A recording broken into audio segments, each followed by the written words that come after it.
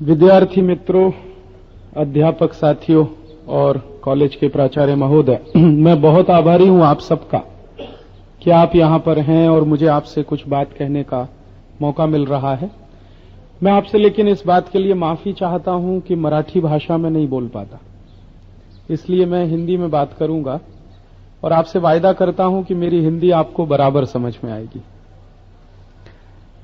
पिछले कई वर्षों से मैं और मेरे बहुत सारे साथी हजारों की संख्या में पूरे देश में एक आजादी बचाओ आंदोलन के काम में लगे हैं।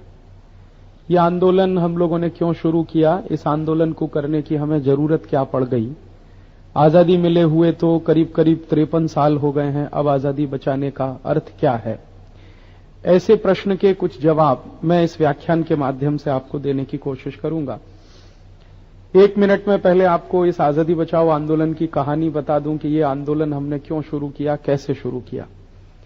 आपको शायद याद होगा, पता नहीं याद होगा नहीं याद होगा, तो मैं बताना चाहता हूं कि आज से 15 वर्ष पहले हमारे हिंदुस्तान नाम के देश में भोपाल नाम के शहर में एक बहुत बड़ी दुर्घटना हुई थी। एक अमेरिका की कंपनी हमारे देश में व्यापार करती है, उसका नाम है यूनियन कार्बाइड। उसका कुछ कारखाना चलता था भोपाल में, एक फैक्ट्री चलती थी। उस फैक्ट्री में एक दिन क्या हुआ, 3 दिसंबर 1984 की रात को अचानक से एक जहरीली गैस रखी हुई थी एक टैंकर में, वो टैंकर फट गया और उस टैंकर के फटने के बाद उसमें से जहरीली गैस निकली जिसने भोपाल शहर के 16,000 लोगों को मार दिया और उस दुर्घटना में 5 लाख लोग बुरी तरह से प्रभावित हुए। जिस समय यह दुर्घटना हुई थी, मैं इलाहाबाद में पढ़ता था, आपकी तरह से विद्यार्थी था, तो मेरे मन में एक ऐसी प्रतिक्रिया आती थी कि जिस अमेरिकन कंपनी ने, यूनियन कार्बाइड ने हमारे देश में आकर इतनी बड़ी दुर्घटना की है, एक दिन इस कंपनी के अधिकारियों को हिंदुस्तान में फांसी की सजा होगी। लेकिन बहुत दुख की बात है कि 15 वर्ष बीतने के बाद भी इस कंपनी के किसी अधिकारी को आज तक अरेस्ट भी नहीं किया गया, गिरफ्तार भी नहीं किया गया। बाद में तो एक ऐसा समय आया जब भारत सरकार ने इस यूनियन कार्बाइड कंपनी से एक समझौता कर लिया। करना तो यह चाहिए था कि कंपनी के सब अधिकारियों को जेल में डालते, उनको फांसी की सजा देते, लेकिन सरकार ने समझौता कर लिया और 470 करोड़ रुपए भारत सरकार ने इस कंपनी से लिया और सरकार चुप होकर बैठ गई। तब हम लोगों को बहुत दुख हुआ और हमें ऐसा लगा कि अब सरकार कुछ नहीं करती है तो लोगों को कुछ करना चाहिए। तो हम लोगों ने एक छोटा सा अभियान शुरू किया कि हम इस यूनियन कार्बाइड कंपनी को सबक सिखाएंगे। उसने देश में आकर इतनी बड़ी दुर्घटना की है, अगर भारत सरकार उसको शिक्षा नहीं दे सकती तो हम देंगे। और ऐसा मानकर हम लोगों ने यूनियन कार्बाइड कंपनी के बहिष्कार का एक आंदोलन शुरू किया। और उस आंदोलन में हम क्या करते थे, घर घर में जाना, लोगों को समझाना कि यूनियन कार्बाइड का सामान लोग ना खरीदें। और ये काम हम सब लोग पढ़ाई करते थे। सवेरे कॉलेज में जाते थे, क्लास करते थे, शाम को समय निकालकर एक एक घर में जाकर लोगों को बताते थे। इसका धीरे धीरे प्रचार हुआ और प्रचार का असर भी हुआ और लोगों ने यूनियन कार्बाइड का सामान खरीदना बंद कर दिया। बाद में हम लोगों को एक नई माहिती मिली कि जिस यूनियन कार्बाइड कंपनी को हम भारत से भगाना चाहते हैं, वैसी भारत में बहुत सारी दूसरी कंपनियां भी हैं। और एक बार एक अर्थशास्त्र के प्राध्यापक ने, इलाहाबाद विश्वविद्यालय के इकोनॉमिक्स के एक प्रोफेसर ने मुझे ये कहा कि अगर आप भगाना चाहते हो तो सिर्फ यूनियन कार्बाइड को नहीं, सब विदेशी कंपनियों को भगाओ। जो जो विदेशी कंपनियां भारत में हैं, जिनसे भारत का बहुत नुकसान होता है, उन सबको आप भगा दो। तो हमें लगा कि उनकी बात भी सही है। और वो अक्सर हमको कहा करते थे कि राजीव भाई, आप एक यूनियन कार्बाइड को भगाओगे, 10 और विदेशी कंपनी आ जाएगी, तो क्या करोगे आप? इसलिए सब विदेशी कंपनियों के खिलाफ बहिष्कार का आंदोलन चलाओ और इन सबको भगाओ। तो ऐसा मानकर फिर हम लोगों ने सब विदेशी कंपनियों के बहिष्कार का आंदोलन शुरू किया और उसी का नाम आजादी बचाओ आंदोलन रखा। आपके मन में यह आ सकता है कि हमने नाम क्यों रखा आजादी बचाओ, उसका कारण क्या था? आप सब जानते हैं भारत के इतिहास के बारे में कि हमारे देश में 400 साल पहले एक विदेशी कंपनी आई थी व्यापार करने। वो अंग्रेजों की कंपनी थी, उसका नाम था ईस्ट इंडिया। उस कंपनी ने जब भारत में व्यापार शुरू किया था तो किसी को इस बात का अंदाजा नहीं था कि एक दिन अंग्रेज भारत को गुलाम भी बना सकते हैं। ईस्ट इंडिया कंपनी तो व्यापार करने आई थी, लेकिन एक दिन उसने पूरे देश को गुलाम बना लिया और 200 साल हम अंग्रेजों की गुलामी में रहे। तो एक ईस्ट इंडिया कंपनी के आने से 200 साल की गुलामी आ सकती है, तो आज हमारे देश में हजारों कंपनियां आ चुकी हैं विदेशों से, तो देश की आजादी के सामने फिर खतरा है। इसलिए हम लोगों ने आजादी बचाओ नाम रखा। इस आजादी बचाओ के माध्यम से हम 3 बातें कहने की कोशिश कर रहे हैं। एक तो यह कि इन परदेशी कंपनियों के कारण हमारे देश की आर्थिक आजादी के सामने खतरा पैदा हो गया है। पूरी अर्थव्यवस्था हमारी टूटने जा रही है इन विदेशी कंपनियों के कारण। दूसरा, इन विदेशी कंपनियों के कारण हमारी राजनीतिक संप्रभुता के सामने भी एक संकट खड़ा हो गया। और तीसरा, इन विदेशी कंपनियों के कारण हमारी सांस्कृतिक अस्मिता को भी एक गंभीर संकट आ गया है। देश की आर्थिक आजादी, राजनीतिक संप्रभुता और सांस्कृतिक अस्मिता तीनों ही गंभीर खतरे में हैं, और ऐसा मानकर हम लोग गांव-गांव में इस आंदोलन को चला रहे हैं। आप पूछोगे ऐसा क्यों हो रहा है? देश की आर्थिक आजादी कैसे खतरे में है, हमारी राजनीतिक संप्रभुता कैसे खतरे में है, हमारी सांस्कृतिक अस्मिता को क्या संकट हो गया है? ये 3 प्रश्नों पर मैं आज आपसे बात करूंगा। थोड़े दिन पहले आप सब लोगों ने देखा होगा, शायद पढ़ा भी होगा, आपस में चर्चा भी की होगी, हमारे देश में एक कारगिल युद्ध हुआ। पिछले वर्ष मई जून के महीने में 1999 में कारगिल युद्ध हुआ। और यह कारगिल युद्ध हुआ जब पाकिस्तान नाम के हमारे पड़ोसी देश ने अपने कुछ सैनिक और घुसपैठिए हमारे देश की सीमा के अंदर डाल दिए, और पाकिस्तान से आए हुए घुसपैठियों को बाहर निकालने के लिए भारतीय सैनिकों ने कारगिल का युद्ध किया। इस कारगिल युद्ध में आप जानते हैं कि हमारे देश के 465 सैनिक शहीद हुए, 500 से ज्यादा सैनिक हमारे देश के बुरी तरह से घायल हुए, और 190 सैनिक तो इतनी बुरी स्थिति में घायल हुए जिनका जीवन हमेशा के लिए बेकार हो गया। 190 ऐसे सैनिक हैं जिनके दोनों हाथ काटने पड़े, दोनों पैर काटने पड़े, या उन 190 सैनिकों को गोली ऐसे स्थान पर लगी शरीर में कि वो बाहर नहीं निकाली जा सकी। इस कारगिल युद्ध में हमारे देश के टैक्स के पैसे का, आप जो टैक्स देते हैं सरकार को, उस टैक्स के पैसे का लगभग 6,400 करोड़ रुपए खर्च भी हुआ। अपने सैनिक भी मरे, अपना पैसा भी खर्च हुआ, और मिला अपने को कुछ भी नहीं। इस कारगिल युद्ध में से भारत को लाभ कुछ भी नहीं हुआ, नुकसान ही नुकसान हुआ। हम शायद ये भी जानते हैं कि ये जो कुछ हुआ था कारगिल युद्ध के नाम पर, उसके थोड़े दिन पहले भारत सरकार ने पाकिस्तान से दोस्ती करने की कोशिश की थी। हमारे देश के प्रधानमंत्री श्री अटल बिहारी वाजपेयी लाहौर बस यात्रा के लिए गए थे, और लाहौर बस यात्रा के बाद एक समझौता हुआ था जिसको लाहौर समझौता कहते हैं। उस समझौते में भारत और पाकिस्तान की सरकार ने आपस में दोस्ती करने का वायदा किया था। फरवरी 1999 में लाहौर समझौता हुआ, और उसके 2 ही महीने के बाद पाकिस्तान ने भारत के ऊपर एक हमला कर दिया। इसका अर्थ क्या हुआ? हमारी सरकार तो दोस्ती करने के चक्कर में थी और पाकिस्तान ने हमला कर दिया। यह पाकिस्तान की आदत है, ऐसा पाकिस्तान बहुत बार कर चुका है। कारगिल युद्ध के नाम पर जो कुछ भी पाकिस्तान ने किया था, उसके पहले भी पाकिस्तान ऐसा कर चुका है। 1987 के साल में इसी तरह से पाकिस्तान ने एक बार और भी हमारे देश के खिलाफ हमला किया था। 1987 के भी पहले एक बार 1971 में भी पाकिस्तान ने ऐसा किया था, 1965 में भी किया था, 1947 में भी किया था। माने आजादी मिलने के हमारे पिछले 52 वर्षों के इतिहास में पाकिस्तान ने हमारे ऊपर 5 बार हमले किए हैं।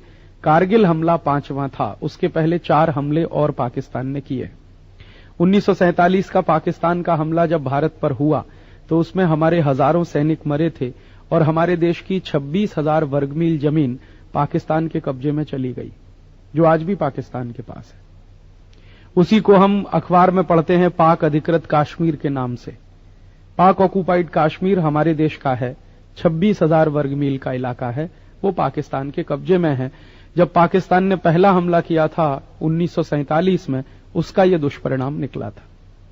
दूसरा पाकिस्तान का हमला हुआ था 1965 में, और उस पाकिस्तानी हमले में बाद में हमारे देश में एक ऐसा माहौल बना कि पाकिस्तान से दोस्ती कर लेनी चाहिए, तो हमारे देश के उस समय के तत्कालीन प्रधानमंत्री श्री लाल बहादुर शास्त्री दोस्ती करने के लिए ताशकंद गए थे और वहां उनकी हत्या कर दी गई। वहां से वो जीवित वापस नहीं लौटे। तो पाकिस्तान का जब दूसरा हमला हुआ तो उसमें हमारे प्रधानमंत्री को हमने खोया। हजारों सैनिक गए, प्रधानमंत्री भी गए। फिर 1971 में पाकिस्तानी हमला हुआ, फिर 87 में हुआ, फिर अभी 99 में हुआ।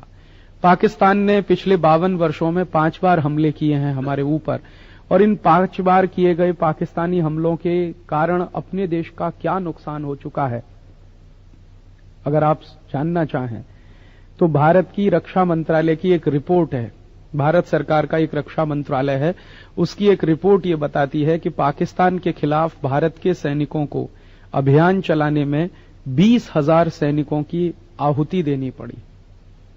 माने हमारे 20,000 सैनिक अभी तक मर चुके।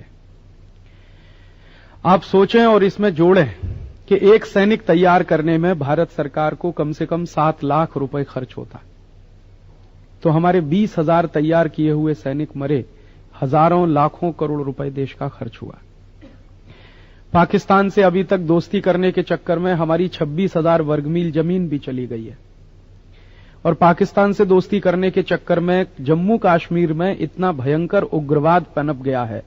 पाकिस्तानी उग्रवादी और पाकिस्तानी त्रासवादी आतंकवादी रोज जम्मू कश्मीर में लोगों की हत्या करते रहते। अभी तक पिछले 20 वर्षों में 50,000 से ज्यादा जम्मू कश्मीर के निर्दोष नागरिक मारे जा चुके हैं, और भारत सरकार का उस पूरे के पूरे अभियान में 1 लाख करोड़ रुपए से भी ज्यादा का खर्च हो चुका है। इतना नुकसान एक पाकिस्तान के कारण हमारे देश का हुआ है। आगे भी पाकिस्तान नुकसान नहीं करेगा, इसकी कोई गारंटी नहीं है। आज का ही अखबार अगर आप पढ़ें तो आज के सभी अखबारों में एक खबर है कि पाकिस्तान फिर युद्ध की तैयारी कर रहा है। कभी भी भविष्य में फिर पाकिस्तान भारत पर हमला कर सकता है, क्योंकि पाकिस्तान का जो राष्ट्रपति है वो तो ऐसा व्यक्ति बन गया है, परवेज मुशर्रफ, जो शांति की बात जानता ही नहीं, करना दोस्ती की बात भी नहीं जानता, हमेशा हमले की बात करता। तो ऐसा पाकिस्तान है जो हमारा पड़ोसी देश है। मेरे मन में पिछले 5-6 वर्षों से एक द्वंद्व चलता है, 5-6 महीनों से एक बहस चलती है मन में, और विचार आता है, शायद आपके मन में भी आता हो, कि यह पाकिस्तान ऐसा कितना बड़ा देश है जो भारत पर हमला करता है। अगर आप पाकिस्तान के नक्शे को देखें और भारत के नक्शे को देखें तो आपको समझ में आएगा कि भारत पाकिस्तान से कई गुना बड़ा देश है। पाकिस्तान का नक्शा जितना बड़ा है उतना भारत के एक प्रदेश का नक्शा है। भारत में 25 प्रदेश हैं, उनमें से एक है उत्तर प्रदेश, उतना ही बड़ा पूरा पाकिस्तान है। और एक मामले में तो पाकिस्तान उत्तर प्रदेश से भी छोटा है। उत्तर प्रदेश की लोक संख्या पाकिस्तान से ज्यादा है। उत्तर प्रदेश में पाकिस्तान से 3.5 करोड़ लोग ज्यादा रहते हैं। पाकिस्तान की कुल लोक संख्या 14 करोड़ है, उत्तर प्रदेश की लोक संख्या 17.5 करोड़। एक और मामले में पाकिस्तान उत्तर प्रदेश से छोटा है। उत्तर प्रदेश में एक साल में खेती में कुल मिलाकर जितना उत्पन्न होता है, और खेती के अलावा उत्तर प्रदेश के कारखानों में, फैक्ट्रियों में जितना कुल उत्पन्न होता है एक साल में, उससे भी कम पाकिस्तान का बजट है, राष्ट्रीय बजट।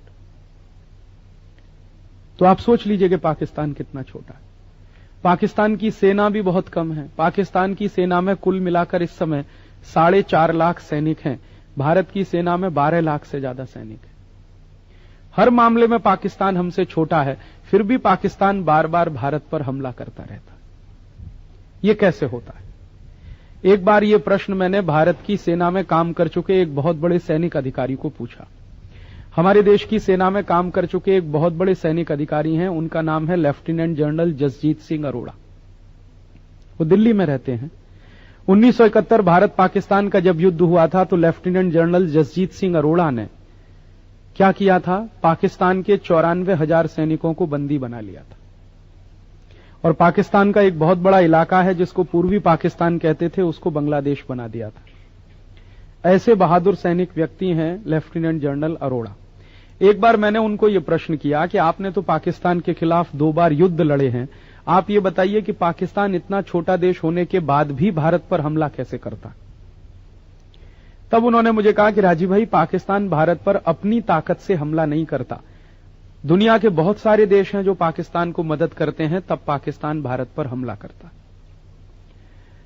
फिर मैंने उनको पूछा कि दुनिया के कौन से देश हैं जो पाकिस्तान को मदद करते हैं, तो उन्होंने कहा सबसे ज्यादा पाकिस्तान को मदद करता है अमेरिका। दूसरे नंबर पर पाकिस्तान को सबसे ज्यादा मदद करने वाला देश है, उसका नाम है ब्रिटेन।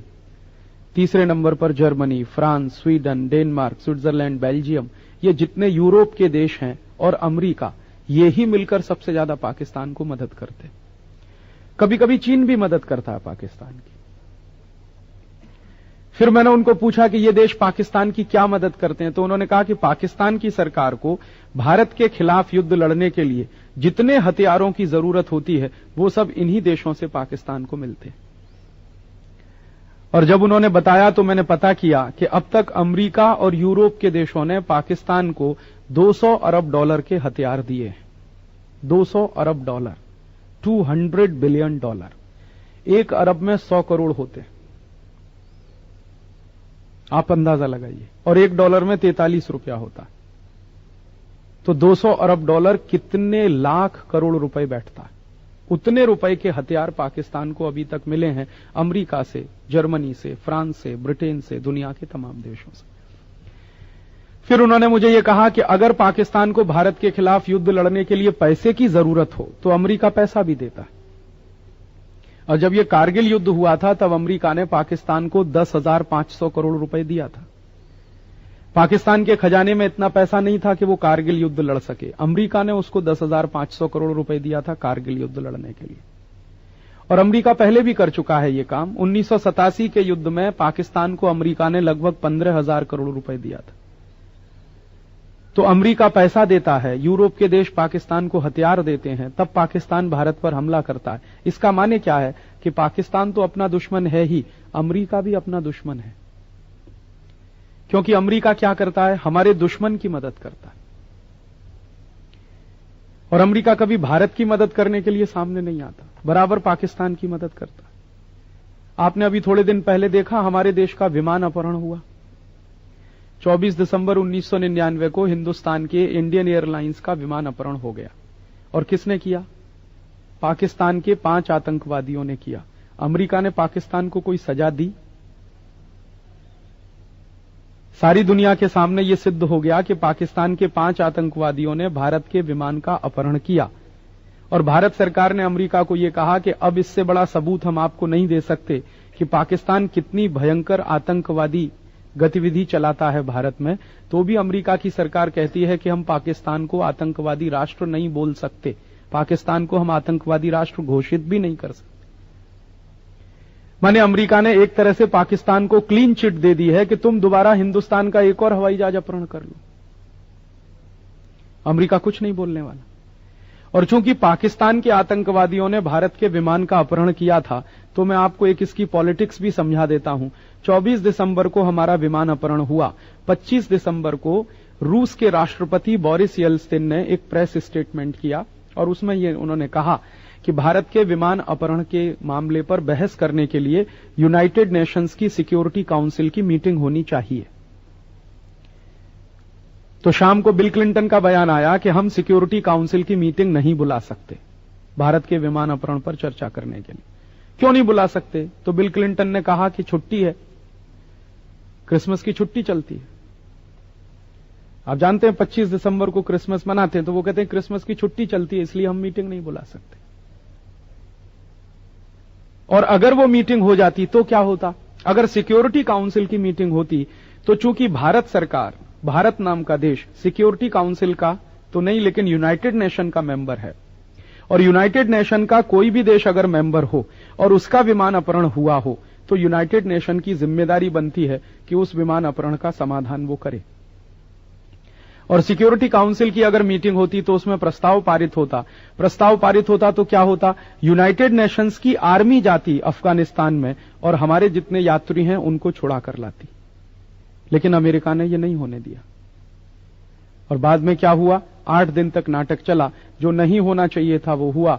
हमारे देश की सरकार को 3 भयंकर दुर्दांत आतंकवादी छोड़ने पड़े अपने 160 लोगों की जान बचाने के लिए।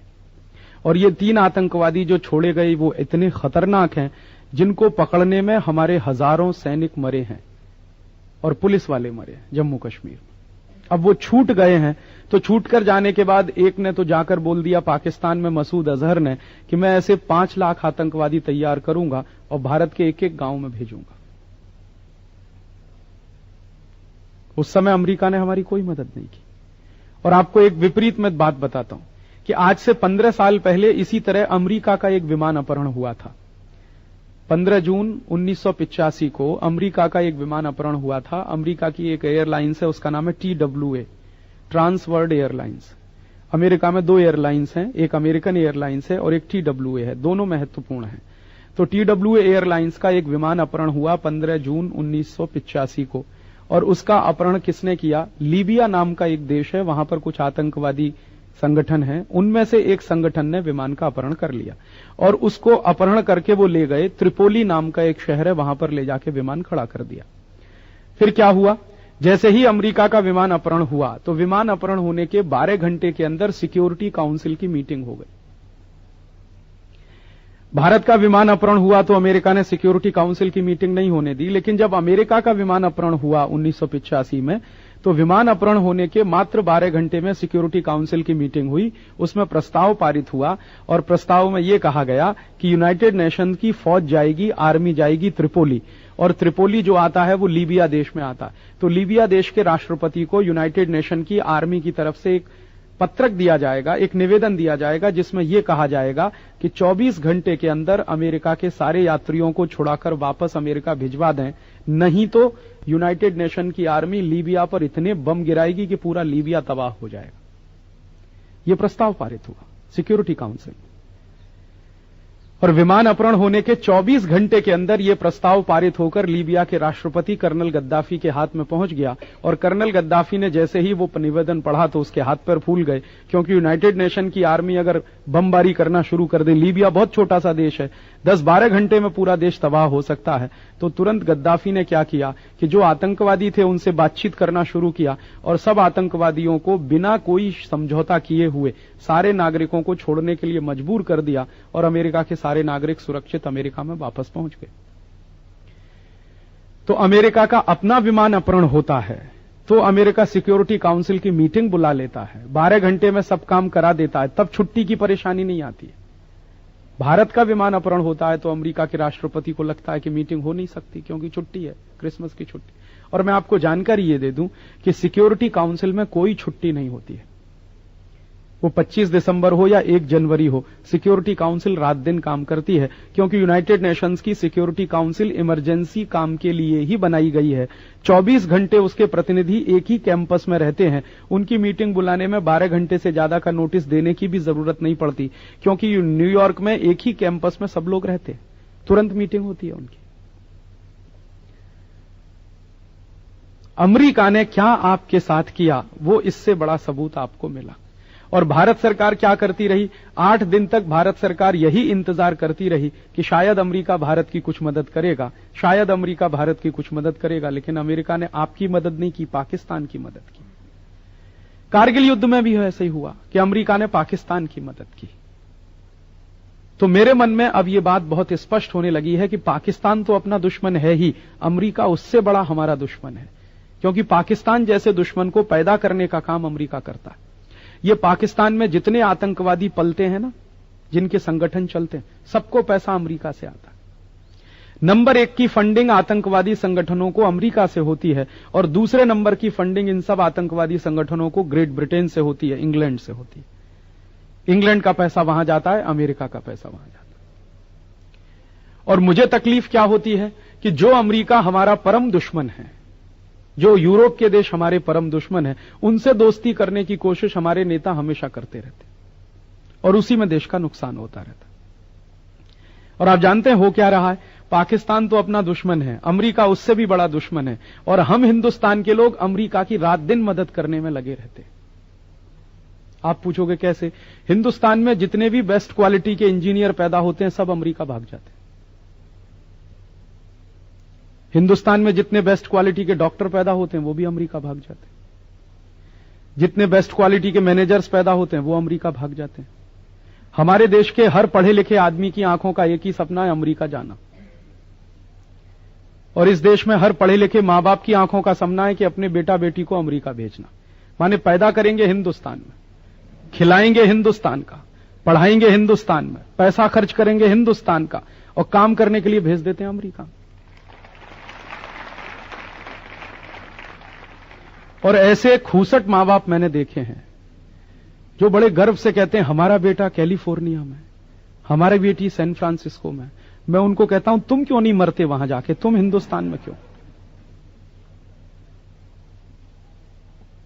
तो जो इतना बड़ा दुश्मन है अमेरिका, उसको मदद हमारे हिंदुस्तानी। आपको मालूम है कितने इंजीनियर हर साल हिंदुस्तान से अमेरिका जाते हैं, कितने डॉक्टर्स हर साल अमेरिका जाते हैं, कितने चार्टर्ड अकाउंटेंट अमेरिका जाते हैं, कितने मैनेजर्स अमेरिका जाते हैं। एक बार मैंने इसी बात के लिए हिसाब निकाला कि जितने इंजीनियर्स हिंदुस्तान से अमेरिका जाते हैं, वैज्ञानिक अमेरिका जाते हैं, डॉक्टर्स अमेरिका जाते हैं, एक साल में वो कितना नुकसान करते हैं देश का। लगभग 15 से 20 अरब डॉलर का नुकसान करते हैं देश का हर साल। हमारे देश में से जाने वाले इंजीनियर्स, डॉक्टर, चार्टर्ड अकाउंट कैसे करते हैं नुकसान। आप कल्पना करो कि जो इंजीनियर हिंदुस्तान में तैयार हुआ वो अगर अमेरिका नहीं जाता तो क्या करता। एक तो हमारे देश में क्या होता है कि एक इंजीनियर को तैयार करने में कम से कम 7 लाख रुपए खर्च होता है। एक डॉक्टर को तैयार करने में कम से कम 7 से 8 लाख रुपए खर्च होता है। तो एक अच्छा डॉक्टर, एक अच्छा इंजीनियर हम 7 लाख रुपए में तैयार करते हैं। अब वो जब तैयार हो जाता है तो देश के लिए काम नहीं करता, अमेरिका भाग जाता है। तो एक तो उसने जो पैसा खर्च कराया अपने ऊपर वो बर्बाद हुआ। दूसरा, वो अमेरिका में जाकर नौकरी करता है तो अमेरिका की ही किसी संस्था की बढ़ोतरी करता है ना, अमेरिका की ही समृद्धि बढ़ाता है ना। तो वो जाकर जो अमेरिका की समृद्धि बढ़ाता है, अगर वो अमेरिका नहीं जाता, भारत में रहता, तो शायद भारत की समृद्धि बढ़ाता, और भारत की समृद्धि बढ़ाता तो अपने देश को आगे बढ़ाता। वो ऐसा नहीं करता, हमारे दुश्मन की समृद्धि बढ़ाता। और अमेरिका में तो एक एक ऐसे बड़े रिसर्च इंस्टीट्यूट हैं जहां पर 60% तक वैज्ञानिक भारत के हैं, जो रात दिन वहां काम करते हैं। माने अमेरिका को आगे बढ़ाते हैं, अपने देश को पीछे ले जाते हैं। ऐसे दुश्मन देश अमेरिका को हिंदुस्तान में से मदद होती है। एक और मदद हम करते हैं अमेरिका को। सवेरे से शाम तक हिंदुस्तान में कुछ करोड़ ऐसे हिंदुस्तानी हैं जो अमेरिकी कंपनियों का माल खरीदते हैं और हजारों करोड़ रुपए अमेरिका को देते हैं हर दिन। हमारे देश में अमेरिका की बहुत सारी कंपनियों के धंधे चलते हैं। जैसे हमारे देश में एक अमेरिकन कंपनी है, उसका नाम है पेप्सी कोला। उसका गांव गांव में धंधा चलता है, वो पानी की बोतल बेचती है कोल्ड ड्रिंक्स के नाम पर। ऐसी एक दूसरी अमेरिकन कंपनी है, उसका नाम है कोका कोला। एक तीसरी अमेरिकन कंपनी, उसका नाम है कॉलगेट पामोलिव। एक चौथी अमेरिकी कंपनी है हमारे देश में, वो सिगरेट बेचती है, विल्स। एक पांचवी अमेरिकन कंपनी है, वो हमारे देश में मीट बेचती है, कैप्टन कुक। ऐसी एक छठी अमेरिकी कंपनी है, वो विक्स बेचती है, उसका नाम है प्रॉक्टर एंड गैम्बल। ऐसी एक 7वीं अमेरिकी कंपनी है हमारे देश में, वो पाव रोटी बेचती है, बड़ा पाव, उसका नाम है मैकडोनाल्ड। ऐसी एक अमेरिकन कंपनी है, उसका नाम है केंटकी फ्राइड चिकन। और ऐसी सैकड़ों की संख्या में कंपनियां। और हमारे देश के लोग क्या करते हैं कि इन्हीं कंपनियों का माल खरीदते हैं और हिंदुस्तान का हजारों करोड़ रुपए अमेरिका को देते हैं। कैसे देते हैं? पेप्सी कोला और कोका कोला नाम की 2 अमेरिकन कंपनियां पानी की बोतल बेचती हैं गांव गांव में 10 रुपए की। लहर Pepsi, Lehar 7 up, Coca Cola, Thums up, Limca, ये सारी बोतलें 300 मिलीलीटर की हैं पानी की, 10-10 रुपए में गांव गांव में बिकती। लेकिन ये 10 रुपए में बनती नहीं है। गांव गांव में पेप्सी और कोका कोला की बिकने वाली 10 रुपए की बोतल फैक्ट्री के अंदर मात्र 70 पैसे में बनती है। अब होता क्या है कि अमेरिकी कंपनी 70 पैसे के पानी को हिंदुस्तान के गांव गांव में 10 रुपए का बेचती है। अब आप सोचो, 70 पैसे का पानी वो 10 रुपए में बेचते हैं और हमारे देश के कुछ पागल लोग उसे पीते हैं। और पीने के बाद क्या करते हैं? एक बोतल पे 9 रुपए 30 पैसे मुनाफा अमेरिकी कंपनी को देते। अमेरिकी कंपनी उसमें से थोड़ा सा टैक्स देती है भारत सरकार को, और जो बेचने वाला दुकानदार है उसको थोड़ा सा प्रॉफिट देती है। तो भारत सरकार को टैक्स और बेचने वाले दुकानदार को प्रॉफिट दोनों निकाल दिया जाए तो वो 2 रुपए 30 पैसे बैठता है और 70 पैसे बोतल बनाने की कीमत। माने अमेरिकी कंपनी का 3 रुपए खर्चा होता है और वो एक बोतल बेचकर 7 रुपए कमाते हैं। और एक साल के अंदर पेप्सी कोला और कोका कोला दोनों अमेरिकी कंपनियां इतने बोतल बेचते हैं कि उनको 540 करोड़ रुपए नेट प्रॉफिट हो जाता है। और हर साल हिंदुस्तान में से पेप्सी कोला और कोका कोला की बिक्री के बाद 540 करोड़ रुपए हमारा दुश्मन अमेरिका के हाथ में चला जाता। माने जितने लोग हिंदुस्तान में पेप्सी और कोका कोला पी रहे हैं वो देश से क्या गद्दारी कर रहे हैं उनको शायद खुद नहीं मालूम कि वो अपने खून पसीने की कमाई का पैसा दुश्मन को दे रहा। और जो लोग पेप्सी और कोक पीते हैं वो इतने इडियट हैं कि उनको खुद नहीं मालूम कि वो क्या पीते हैं। मैंने बहुत लोगों को पूछा जो पेप्सी कोक पीते हैं कि आप क्या पीते हो, आपको मालूम है? वो कहते हैं हमें नहीं मालूम हम क्या पीते हैं। किसी को नहीं मालूम पेप्सी में क्या है, कोका कोला में क्या है। फिर मैंने उनको पूछा क्यों पीते हो, कुछ मजा आता है क्या उसको पीने में? तो वो कहते हैं नहीं नहीं तकलीफ होती है उसको पीने। फिर भी पागल हैं, पीते रहते। क्या तकलीफ होती है? तो वो कहते हैं कि राजीव भाई जैसे ही पेप्सी कोला पीते हैं नाक में सनसनी होने लगती है, जलन होती है, फिर गले में सनसनी होती है, जलन होती है, फिर पेट में जलन होती है, फिर गैस बनने लगती है, फिर भी मरते जाते हैं, पीते जाते हैं गटागट। और कुछ तो इतने बड़े इडियट हैं कि एक दिन में 10-10, 15-15 बोतल पीते। और कुछ तो मैंने ऐसे पागल देखे हैं कि रोटी खाते खाते पीते हैं कोका कोला पेप्सी, पानी नहीं पीते, पेप्सी और कोक पीते। और मैंने यह भी देखा है पिछले 10 वर्षों में कि जितने ज्यादा पढ़े लिखे हैं उतने ही ज्यादा पेप्सी कोका कोला पीते। जो बिना पढ़े लिखे गांव के किसान हैं वो नहीं पीते, वो बहुत होशियार है।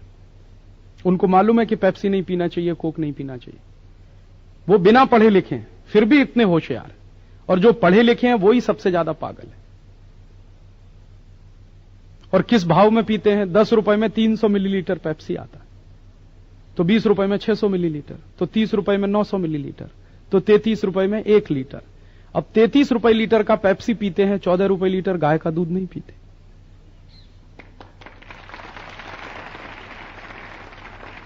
अब जो पढ़े लिखे बेवकूफ 14 रुपए लीटर गाय का दूध न पिए, 33 रुपए लीटर पेप्सी पिए और पीने के बाद भी मजा नहीं आए, सनसनी हो शरीर में, उनको इडियट कहें कि स्मार्ट।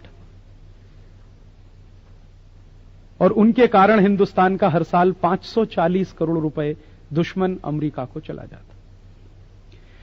हमारे देश में इस पेप्सी कोला कंपनी का एक धंधा और भी चलता है। यह कंपनी हमारे देश में बटाटा चिप्स बेचती है, उसका नाम है रफल्स। और एक पैकेट रफल्स का 15 रुपए का आता है।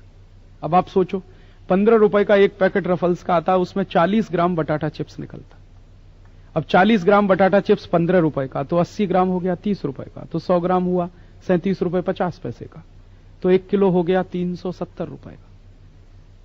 अब आप सोचो 370 रुपए किलो बटाटा चिप्स और 5 रुपए किलो बटाटा। 1 किलो बटाटा 5 रुपए का, 1 किलो बटाटा चिप्स 370 रुपए। कितने हजार टका मुनाफा है। वो सब अमेरिका जाता है। एक अमेरिकी कंपनी है हमारे देश में, वो विक्स बेचती है, उसका नाम है प्रॉक्टर एंड गैम्बल। हर एक गांव में विक्स की 25 ग्राम की शीशी 38 रुपए की बिकती है। अब 38 रुपए में 25 ग्राम विक्स है तो 50 ग्राम हो गया 76 रुपए का, तो 100 ग्राम 152 रुपए का, तो 1 किलो हो गया 1520 रुपए का। 1520 रुपए किलो विक्स मिलता है और 150 रुपए किलो गाय का घी। जितने में 10 किलो गाय का घी आएगा उतने में 1 किलो विक्स आता। और कुछ पढ़े लिखे पागल हैं जो गाय का घी नहीं खाते लेकिन विक्स लगाते। और मैं पूछता हूं क्यों लगाते हैं, तो वो कहते हैं सर्दी जुकाम ठीक होता है। दुनिया में सर्दी जुकाम ठीक करने की आज तक कोई दवा नहीं है। सर्दी जुकाम की दवा हो नहीं सकती, क्योंकि सर्दी जुकाम बीमारी नहीं है, इन्फेक्शन है। और इन्फेक्शन ठीक करने का काम शरीर खुद कर लेता है। कई बार आपको सर्दी जुकाम हुआ है, आप कुछ मत करिए, गर्म पानी पीते रहिए, 3 दिन में ठीक हो जाएगा। लेकिन विक्स लगाया तो 10 दिन ठीक नहीं होगा, यह गारंटी मैं दे सकता हूं। आप पूछोगे क्यों? विक्स में पता है क्या है? Petroleum jelly. और पेट्रोलियम जेली क्या होता है? आप कभी अपने शरीर पर पेट्रोलियम जेली लगा लीजिए तो आपके शरीर के जितने रोम छिद्र हैं सब बंद हो जाएंगे। तो आपने नाक में पेट्रोलियम जेली लगा ली तो उसके भी रोम छिद्र बंद हो गए, तो जुकाम तो चोक और हो जाएगा और परेशानी होगी आप। लेकिन हैं लोग पागल जो टेलीविजन का जाहिरात देख देख के विक्स खरीदते रहते हैं, लगाते रहते हैं। 1520 रुपए किलो में आप घर में बनाइए, अगर विक्स तो 150 रुपए किलो में बनता है, उसको कंपनी 1500 रुपए किलो में बेचती है। आप सोचो कितने हजार टका मुनाफा। ऐसी एक अमेरिकी कंपनी है, वो सिगरेट बेचती है, उसका नाम है विल्स। 12 पैसे में एक सिगरेट बनती है, 2 रुपए की बिकती है। और एक साल में यह कंपनी 60 अरब सिगरेट बेचती है। 1 अरब में 100 करोड़ होता है, 60 अरब में 6000 करोड़। 6,000 करोड़ सिगरेट हिंदुस्तान के 100 करोड़ की लोक संख्या वाले देश में बिकती है हर साल। और एक सिगरेट पे आप सोचो 1 रुपए 80 पैसे भी मुनाफा है, तो 6,000 करोड़ सिगरेट पे मुनाफा बड़े आराम से 10 से 12,000 करोड़ रुपए का। इसका अर्थ क्या हुआ कि जो लोग विल्स पीते हैं वो खुद तो मरने ही वाले हैं, देश को भी मारेंगे। खुद तो मरेंगे क्योंकि विल्स पीने से कैंसर होगा, फेफड़े गल जाएंगे। देश को क्या मारेंगे? पैसा हिंदुस्तान का अमेरिका चला जाएगा। और जो विल्स पी रहा है वो मरेगा, बाजू वाला उसके पहले मरेगा, क्योंकि विल्स पीने वाला तो धुआं बाहर फेंक देता है, बाजू वाला पूरा खींच लेता है उसको।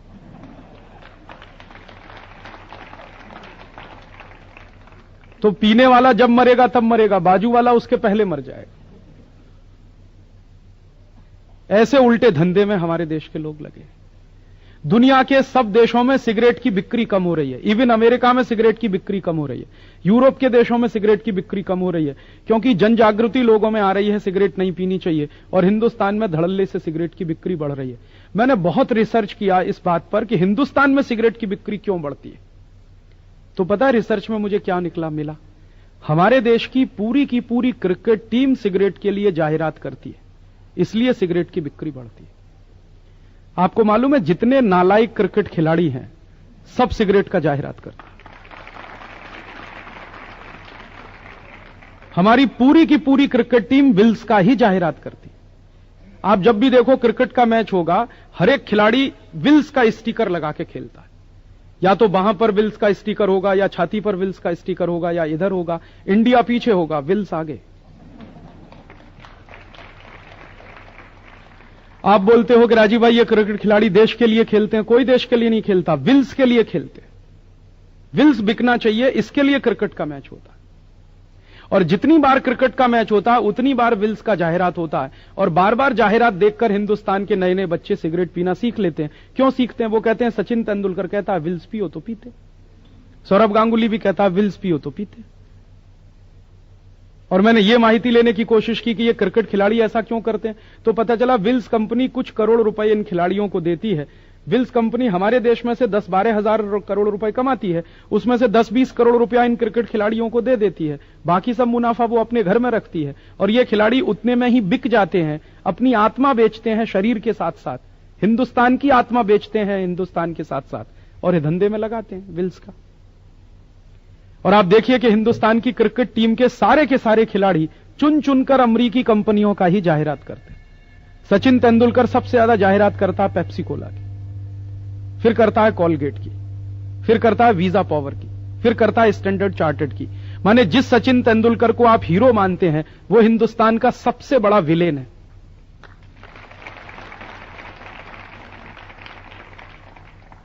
क्योंकि वो तेंदुलकर जाहिरात करता है सिगरेट की, पेप्सी की, कोका कोला की और इनकी कॉलगेट की या वीजा पावर की या स्टैंडर्ड चार्टर्ड की, ये सब अमेरिकन कंपनी है। तो तेंदुलकर की क्या कोशिश है कि ज्यादा से ज्यादा अमेरिकी कंपनियों का धंधा भारत में चले, तो ज्यादा से ज्यादा मुनाफा हिंदुस्तान का अमेरिका जाए। जो आदमी अपने देश का मुनाफा दुश्मन को देने के काम में लगा हो उसको हीरो कहें कि विलेन। और ऐसे विलेन का क्रिकेट मैच देखने के लिए 8 घंटे हम बर्बाद करते, हमारा भी दिमाग खराब हो गया। दिन भर बैठे बैठे क्रिकेट का मैच देखते रहे, करोड़ों घंटे देश के बर्बाद करते हैं, पैसा बर्बाद होता है देश। ऐसे दुष्चक्र में हमारा देश फंस गया। और आप पूछोगे ऐसी कितनी कंपनियां हैं? पेप्सी कोला है, कोका कोला है, कॉलगेट है, प्रॉक्टर एंड गैम्बुल है, विल्स है। एक कंपनी है हिंदुस्तान लीवर है, नाम से ऐसा लगता है जैसे हिंदुस्तान की है, उसका असली नाम है यूनिलीवर, हॉलैंड की कंपनी है। जिस देश में जाती है उसी देश का नाम अपने साथ लगा लेती है। अगर ये कंपनी पाकिस्तान में जाएगी तो पाकिस्तान लीवर हो जाती है, ये भारत में घुस गई तो हिंदुस्तान लीवर हो जाती है, इंडोनेशिया में घुस गई तो इंडोनेशिया लीवर हो जाती है। लोगों को ऐसा लगता है कि अपने देश की है परदेशी। और ये हजारों करोड़ रुपए धंधे करके ले जाती है हमारे देश में से। ऐसी दोस्तों अपने देश में 4000 कंपनियां, कोई 500 करोड़ कमाती है, कोई 1000 करोड़ कमाती है, कोई 2000 करोड़ कमाती है। एक तो अमेरिकी कंपनी अपने देश में ऐसी आई है, वो एक ही साल में 3000 करोड़ रुपए कमाती है, उसका नाम है एनरॉन। आप जानते हैं महाराष्ट्र में एनरॉन कंपनी, वो बिजली बना के बेचती है। और जो बिजली हमारे महाराष्ट्र में 1 रुपए 70 पैसे यूनिट की पड़ती है, उसको एनरॉन कंपनी 4 रुपए 85 पैसे यूनिट में बेचती है। और साल में बड़े आराम से 3000 करोड़ रुपए कमा के ले जाती है। और ऐसा कितना पैसा हमारे देश का परदेश जाता है, वो माहिती लेने की जब हमने कोशिश की तो पता चला कि 4000 विदेशी कंपनियां हैं, एक साल में 80,000 करोड़ रुपए लूट के ले जाते हैं। और ये 80,000 करोड़ रुपए कहां जाता है? दुश्मन के हाथ में। अमेरिका में जाता है, ब्रिटेन में जाता है, फ्रांस में जाता है, जर्मनी में जाता है। ये सब देश हमारे दुश्मन हैं। यूरोप के देशों ने तो 200 साल हिंदुस्तान को लूटा, और उसी यूरोप के देशों की कंपनियों को फिर पैसा देते हैं हम लोग। और ये पैसा जो परदेश जाता है तो उससे दो नुकसान होते हैं। एक तो दुश्मन के हाथ में पैसा जाता है, दुश्मन क्या करता है, वो पैसा पाकिस्तान को दे देता है। पाकिस्तान उस पैसे से क्या करता है? आतंकवादियों को पालता है। आतंकवादी क्या करते हैं? जम्मू कश्मीर के लोगों की हत्या करते हैं। या पाकिस्तान उस पैसे से क्या करता है? भारत पर हमला करता है। और दूसरा नुकसान क्या होता है कि हर साल अपने देश का अगर 80,000 करोड़ रुपए परदेश जाता है तो अपने देश का खजाना खाली हो जाता है। खजाना खाली हो जाता है तो सरकार क्या करती है? विदेशी कर्ज लेकर आती है। एक सरकार विदेशी कर्ज लाती है, दूसरी उसका ब्याज चुकाने के लिए कर्ज लाती है। कर्ज हर साल बढ़ता चला जाता है। आजादी मिली थी 1947 में तो एक पैसे का विदेशी कर्ज नहीं था। अब आजादी मिलने के 52-53 साल के बाद हिंदुस्तान के हरेक बच्चे के ऊपर 6,500 रुपए का विदेशी कर्ज। और यह विदेशी कर्ज इतना हो गया है कि हर साल इसका ब्याज देने के लिए सरकार को कर्ज लेना पड़ता है। कभी कभी ब्याज देने के लिए कर्ज नहीं मिलता तो हिंदुस्तान का सोना बेचना पड़ता है। 1990 के साल में हमारे देश में एक ऐसी सरकार बनी जिसको विदेशी कर्जे का ब्याज चुकाने के लिए देश का सोना बेचना पड़ा। और कितना? 20 मीट्रिक टन। आप समझते हैं 20 मीट्रिक टन कितना? 1 मीट्रिक टन में 1000 किलोग्राम होता है, और 1 किलो सोना 4.5 लाख रुपए का आता है। तो 20,000 किलोग्राम सोना कितने का? उसके बाद एक दूसरी सरकार आई, उसने 47 मीट्रिक टन सोना बेचा। फिर अब की बार क्या हो रहा है? इस बार भी भारत सरकार को कर्जे का ब्याज चुकाने के लिए पैसा चाहिए, पैसे की कमी पड़ रही है। तो अब भारत सरकार ऐसा कर रही है कि हमारे देश की जो बड़ी बड़ी पब्लिक सेक्टर की कंपनियां हैं उनकी संपत्ति बेच रही है। इस वर्ष हमारे देश की 40 कंपनियां बिकने जा रही हैं कर्जे का ब्याज चुकाने। कौन कौन सी कंपनियां बिक रही हैं भारत की? आप किसी पेट्रोल पंप पे जाते होंगे, वहां एक नाम मिलेगा आपको, HP। उसका नाम है हिंदुस्तान पेट्रोलियम। हिंदुस्तान में पेट्रोल बनाने वाली ये सबसे बड़ी सरकारी कंपनी है, उसको भारत सरकार बेच रही है और एक अमेरिकी कंपनी उसको खरीद रही है। ऐसे ही एक दूसरी बहुत बड़ी कंपनी है, उसका नाम है इंडियन ऑयल कॉरपोरेशन। वो डीजल बनाने वाली सबसे बड़ी कंपनी, उसको सरकार बेचने जा रही है। ऐसे एक कंपनी है IPCL, इंडियन पेट्रोकेमिकल्स लिमिटेड, उसको सरकार बेच रही। ऐसी 40 कंपनियों को सरकार बेच रही है तो पैसा मिलेगा, कर्जे का ब्याज चुकेगा। फिर क्या होगा? अगले साल फिर कंपनियां बिकेंगी, फिर अगले साल कंपनियां बिकेंगी। 5 साल के बाद क्या होगा इस देश में? हो सकता है 5 साल के बाद हमारी सोने की खदान बिके, चांदी की खदान बिके, कोलसे की खदान बिके, हीरे की खदान बिके। क्योंकि कंपनियां बेचने के बाद फिर बचेगा क्या सरकार के पास? यही बचेगा, ये बेचेंगे। और इसको बेचने के बाद क्या होगा? खेत बेचेंगे, खलिहान बेचेंगे। और इसी तरह से राष्ट्र की संपत्ति बिकती चली गई। तब आप सोचिए कि इस राष्ट्र की आजादी का क्या होगा। जिस राष्ट्र की आर्थिक शक्ति जितनी कमजोर होती है, वो राष्ट्र की राजनीतिक गुलामी उतनी ही ज्यादा होती है। हमारी आर्थिक संपत्ति सब विदेशियों के हाथ में चली गई तो हम फिर गुलाम होंगे। क्योंकि आज से 50 साल पहले, 52 साल पहले अंग्रेजों के गुलाम हम इसलिए थे कि हिंदुस्तान की सारी संपत्ति अंग्रेजों के कब्जे में थी। अब आजादी के 52-53 साल के बाद फिर विदेशियों के कब्जे में जा रही। ऐसा गंभीर संकट देश के सामने है। और एक और मुश्किल हमारे देश में हो रही है। आप पूछोगे क्या मुश्किल हो रही है? जब से इन विदेशी कंपनियों का धंधा भारत में ज्यादा चला, हमारे देश की स्वदेशी कंपनियां बंद होती जा रही। पिछले 8 साल में हिंदुस्तान की 3 लाख छोटी छोटी कंपनियां बंद हो गई, स्वदेशी, अपने देश की। और उसमें काम करने वाले हमारे देश के 8 करोड़ मजदूर बेकार हो गए। और अगर ये ऐसे ही चलता जाएगा सिलसिला तो अगले साल 2 साल में और 2-3 लाख कंपनियां बंद हो जाएंगी। क्योंकि इस वर्ष से क्या हो रहा है, विदेशी कंपनियों ने हमारे देश में तुअर की दाल बेचना शुरू कर दिया, गेहूं बेचना शुरू कर दिया, चावल बेचना शुरू कर दिया, कापूस बेचना शुरू कर दिया, केला बेचना शुरू कर दिया, सफरचंद बेचना शुरू कर दिया। माने जो काम हमारे देश का किसान करता था, जो खेती में उत्पन्न हमारे देश का किसान लाता था, अब उसको भी विदेशी कंपनियां बेचती हैं।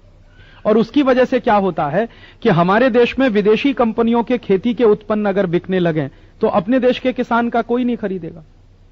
क्यों नहीं खरीदेगा? हमारे देश में विदेशी कंपनी आकर जानबूझकर सस्ता माल बेचती है। जैसे एक विदेशी कंपनी हमारे देश में पामोलिन का तेल बेचती। पामोलिन का तेल हिंदुस्तान में 20 रुपए लीटर में वो बेचती है। हमारे देश में सस्ते से सस्ता सिंगदाणे का तेल 40 रुपए लीटर का, परदेशी कंपनी 20 रुपए लीटर में बेचती है। तो हमारे देश में सिंगदाणे का तेल बिकता नहीं, तो सारे व्यापारी बर्बाद होते हैं जो सिंगदाणे का तेल पैदा करते हैं। ऐसे ही परदेशी कंपनी सस्ती तुअर की दाल बेच देती है, अपने देश की दाल मिलें बंद होती। ऐसे ही परदेशी कंपनी सस्ता गेहूं बेच देती है, अपने देश के किसानों का गेहूं पड़ा रहता है बाजार में। पिछले साल विदेशी कंपनियों ने 35 लाख टन गेहूं बेचा हिंदुस्तान में, और हमारे किसान का गेहूं बिका नहीं मार्केट में। किसान परेशान है, विदेशी कंपनियों का धंधा चलता है। और अभी एक साल में अंदर, माने इसी साल में एक परदेशी कंपनी आ रही है हमारे देश में कापूस बेचने के लिए, और वो कंपनी कहती है 1200 रुपए क्विंटल में कापूस बेचेंगे हिंदुस्तान। तो अपने किसान का 2200 रुपए क्विंटल का कापूस कौन खरीदेगा? और हमारे देश का जो उद्योगपति है, व्यापारी है, वो क्या करेगा? जो कापूस खरीदने वाला उद्योगपति है वो तो ये बोलेगा कि मुझको तो 1200 रुपए क्विंटल का परदेशी कापूस पड़ता है सस्ता, मैं तो वही खरीदने वाला हूं। अपने देश का 2200 रुपए क्विंटल का कापूस नहीं खरीदेगा तो अपना किसान मरेगा, उसको भाव नहीं मिलेगा, उसका माल नहीं बिकेगा। ऐसे संकट इस देश में बढ़ते चले जा रहे हैं। और इन प्रश्नों पर अगर आज हम लोगों ने कुछ नहीं किया तो हो सकता है कि 5 साल के बाद यह देश फिर से बर्बादी के रास्ते पे जाए। एक बार यह देश गुलाम हुआ था अंग्रेजों का, शायद अब की बार गुलाम होगा अमेरिका का, और गुलामी फिर से वापस आ रही है। मैं अफसोस पता है किस बात का करता हूं? भारत का इतिहास बहुत पढ़ा मैंने, बार बार पढ़ा, और मुझे एक ही बात का अफसोस होता है कि ईस्ट इंडिया कंपनी आई थी 1611 में और अंग्रेजों की सरकार बनी 1760 में। तो 1611 से 1760 माने 150 साल बाद अंग्रेजों ने सरकार चलाई। अगर हिंदुस्तानियों को 1611 के साल में यह अकल आ गई होती कि इस ईस्ट इंडिया कंपनी को भारत में मत घुसने दो, इसका धंधा मत चलने दो, तो क्या अंग्रेजों की सरकार बनती, चलती? क्या हम देश गुलाम बनते अंग्रेजों के? अगर 1611 के साल में ही लोगों ने यह बात सोच ली होती कि हम ईस्ट इंडिया कंपनी को भगा देंगे, अंग्रेजों का धंधा भारत में चलने नहीं देंगे, शायद यह देश कभी गुलाम नहीं होता। लेकिन वो गलती हुई हमारे लोगों से। हम सोते रहे, अंग्रेज धंधा करते गए, धंधा फैलाते गए, मुनाफा कमाते गए, उस मुनाफे से आर्मी बनाते गए, फौज बनाते गए, और जब अंग्रेज बहुत ताकतवर हो गए, देश के गांव गांव में उनकी जड़ें फैल गईं, तब हमको याद आया कि अंग्रेजों को भगाना चाहिए। फिर भगाया हमने, लेकिन कितना नुकसान हुआ। 90 साल तो आजादी की लड़ाई चलती रही, 1857 से 1947, लाखों शहीदों की कुर्बानी देनी पड़ी हमको। तो इसलिए आज मुझे यह लगता है कि यह गलती हमें दोहरानी नहीं चाहिए। आज ये विदेशी कंपनियां घुस रही हैं, अभी से हमको सावधान होकर इनको भगा देने की बात करनी चाहिए, नहीं तो थोड़े दिन के बाद ये इतनी ताकतवर हो जाएंगी कि शायद इनको भगाना बहुत नहीं कर सकते। हम क्या कर सकते? हम तो विद्यार्थी हैं, हम तो सिर्फ पढ़ते हैं, हम तो देश के लिए कुछ नहीं कर सकते। आप अगर ऐसी भाषा बोलेंगे कि हम तो देश के लिए कुछ नहीं कर सकते, तो क्या बाहर वाला आके देश के लिए करेगा? करना तो आपको ही पड़ेगा, क्योंकि देश आपका है। आप इस देश के हैं, देश आपका है, तो आपको ही करना पड़ेगा। और मान लीजिए आप ये भाषा बोलते हैं कि हम तो देश के लिए कुछ नहीं कर सकते, यही भाषा हमारे देश के सैनिकों ने बोलना शुरू कर दिया जो आर्मी में काम करते हैं कि हम तो देश के लिए कुछ नहीं कर सकते, तो क्या होगा? कारगिल युद्ध लड़ने वाले अगर भारत के सैनिकों ने यह कह दिया होता हमारे देश के लोगों से कि हम कुछ नहीं कर सकते, पाकिस्तान ने कब्जा कर लिया, अब जो हो गया वो हो गया, हम कुछ नहीं कर सकते, तो हमारा देश तो खलास हो गया होता अभी पिछले ही साल। कम से कम हजारों वर्ग मील इलाका हमारा पाकिस्तान में चला गया होता। लेकिन हमारे सैनिकों ने ऐसा नहीं कहा कि हम कुछ नहीं कर सकते, उन्होंने ये कहा कि हम कुछ भी नहीं कर सकते तो मर तो सकते हैं देश के लिए। और 465 सैनिक मर गए तो देश बच गया। इसलिए आप कभी भी जीवन में ऐसी भाषा मुंह से मत निकालिएगा कि हम देश के लिए कुछ नहीं कर सकते। हम सब चाहें तो देश के लिए बहुत कुछ कर सकते। तो आप पूछेंगे क्या करना चाहिए हमको? छोटे छोटे 2 काम हमने शुरू किए हैं पूरे देश में। ये जितनी विदेशी कंपनियां भारत में आई हैं, इनको बाहर भगाने के लिए हमने एक अभियान शुरू किया। उस अभियान के तहत हम क्या कर रहे हैं? हिंदुस्तान के 1 करोड़ लोगों से हम स्वाक्षरी ले रहे हैं। 1 करोड़। अभी तक 35 लाख लोगों ने हमें स्वाक्षरी दी है, 65 लाख की स्वाक्षरी हम और लेने वाले। आप पूछोगे इसके बाद हम क्या करेंगे? 1 करोड़ लोग जब हमको स्वाक्षरी देंगे तो 1 करोड़ लोगों की स्वाक्षरी लेकर हम राष्ट्रपति को मिलेंगे, प्रधानमंत्री को मिलेंगे, वित्त मंत्री को मिलेंगे, वाणिज्य मंत्री को मिलेंगे, और उनको ये कहेंगे कि सब विदेशी कंपनियों के लाइसेंस रद्द करो, क्योंकि सरकार ने ही इनको लाइसेंस दिया। उनको हम कहेंगे लाइसेंस रद्द करो। तो ये नेता बोलेंगे हम तो ऐसा नहीं कर सकते, विदेशी कंपनियों का लाइसेंस तो पुरानी सरकार ने दिया है, हम तो अभी नई सरकार चलाते हैं, हमारी सरकार तो अभी चले चले थोड़े दिन हुआ है, इसलिए हम तो इनका लाइसेंस रद्द नहीं कर सकते। तो हम उन सब नेताओं को याद दिलाएंगे कि एक बार क्या हुआ था, 1977 के साल में एक नई सरकार आई थी, उसने कोका कोला कंपनी का लाइसेंस रद्द कर दिया था और कोका कोला कंपनी को हिंदुस्तान से भगा दिया था। और जिस सरकार ने कोका कोला कंपनी का लाइसेंस रद्द किया था हिंदुस्तान से भगाने के लिए, उस सरकार में 3 ऐसे मंत्री थे जो आज भी हैं। 1977 की जिस सरकार ने कोका कोला कंपनी को भारत से भगाया था, उस सरकार में श्री अटल बिहारी वाजपेयी विदेश मंत्री थे। उस सरकार में श्री लाल कृष्ण आडवाणी सूचना और प्रसारण मंत्री थे। उस सरकार में जॉर्ज फर्नांडीज उद्योग मंत्री थे। उस सरकार ने कोका कोला को भगाया था। अब हम कहेंगे कि आप आज भी मंत्री हो कि नहीं हो, और बल्कि प्रमोशन के साथ मंत्री हो। अटल बिहारी जी का प्रमोशन हुआ है कि नहीं हुआ? विदेश मंत्री से प्रधानमंत्री बन गए। जॉर्ज फर्नांडीज का भी हुआ है, उद्योग मंत्री से रक्षा मंत्री बन गए। आडवाणी जी का भी हुआ है, वो सूचना प्रसारण मंत्री थे, अब गृह मंत्री हो गए। तो हम उनको कहेंगे कि जब आप कम दर्जे के मंत्री थे तो आपने एक कंपनी को भगाया, अब आपकी ताकत बढ़ गई तो 10 को भगाओ।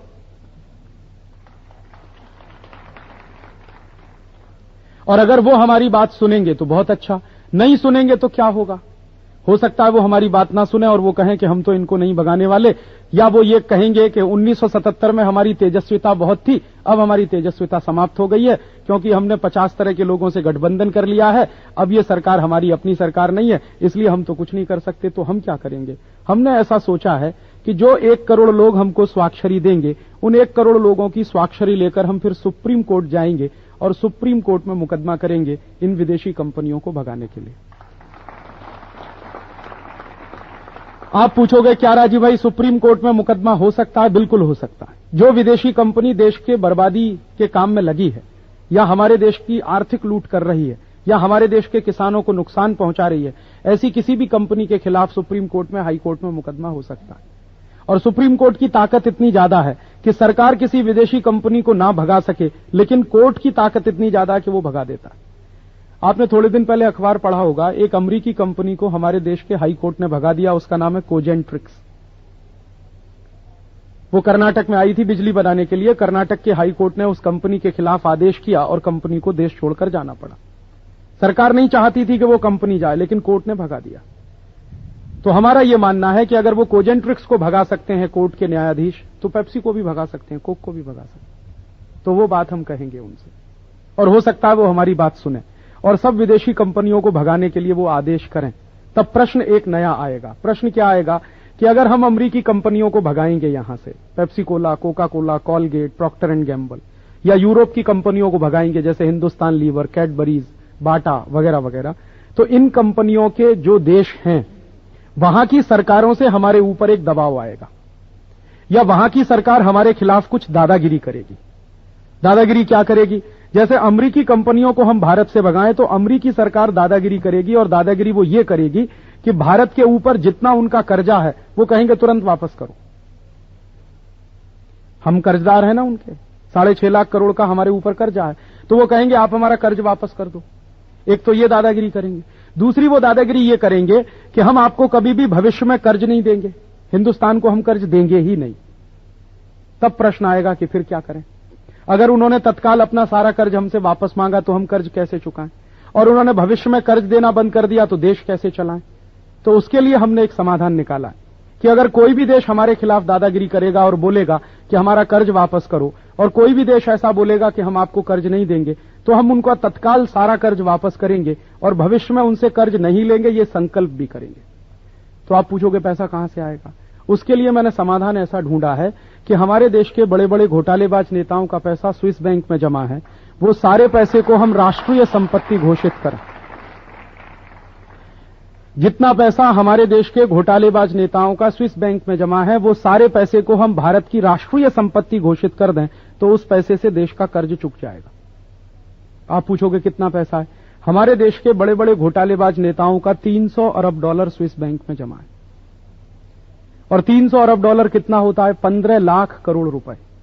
और विदेशी कर्ज है हमारे ऊपर 6.5 लाख करोड़ रुपए। तो बात आपको समझ में आ गई। 15 लाख करोड़ रुपए हमारे नेताओं का है, 6.5 लाख करोड़ का हमारे ऊपर विदेशी कर्ज है, तो उसमें से हम 6.5 लाख करोड़ दे सकते हैं, 8.5 लाख करोड़ बचेगा और उससे हम देश का विकास कर सकते हैं। माने हमको किसी देश से कर्ज मांगने की जरूरत नहीं पड़ेगी अगर विदेशी बैंकों में पड़े हुए भारत के नेताओं के पैसे को भारत में हम वापस ले आए। और इसके लिए हम एक अभियान चला रहे हैं। और क्या अभियान चला रहे हैं? हम भारत सरकार को अभी थोड़े दिन के बाद कहने वाले हैं कि आप संसद में इसके लिए विधेयक लाओ कि जितना पैसा स्विस बैंक में है वो राष्ट्रीय संपत्ति घोषित करो। अगर सरकार विधेयक लाती है तो बहुत अच्छा, नहीं लाएगी तो हम क्या करेंगे, किसी एक खासदार को पकड़ेंगे। हमारे देश की संसद का नियम है कि या तो सरकार विधेयक लाती है या खासदार विधेयक लाता है, और कोई एक खासदार लोकसभा में मिल गया इस विधेयक को लाने के लिए तो भी ये कानून बन सकता है। आप पूछोगे इस कानून को बनाने के लिए 2/3 बहुमत लगता है क्या? बिल्कुल नहीं। खासदार जितने लोकसभा में उपलब्ध हों उनकी बहुमत लगती है। मान लीजिए जिस दिन ये विधेयक आए उस दिन मान लीजिए 30 खासदार हैं लोकसभा में, तो 16 खासदार अगर इसके पक्ष में वोट दे देंगे कानून बन जाएगा। 2/3 बहुमत नहीं लगता इसके। तो हमें कुछ खासदारों को तैयार करना है जो इस कानून को बनाएंगे। कुछ लोग कहते हैं कि राजीव भाई खासदार आपकी कुछ मदद नहीं करेंगे क्योंकि उन्हीं का पैसा तो है वहां पर, वो क्यों लाने देंगे अपना पैसा।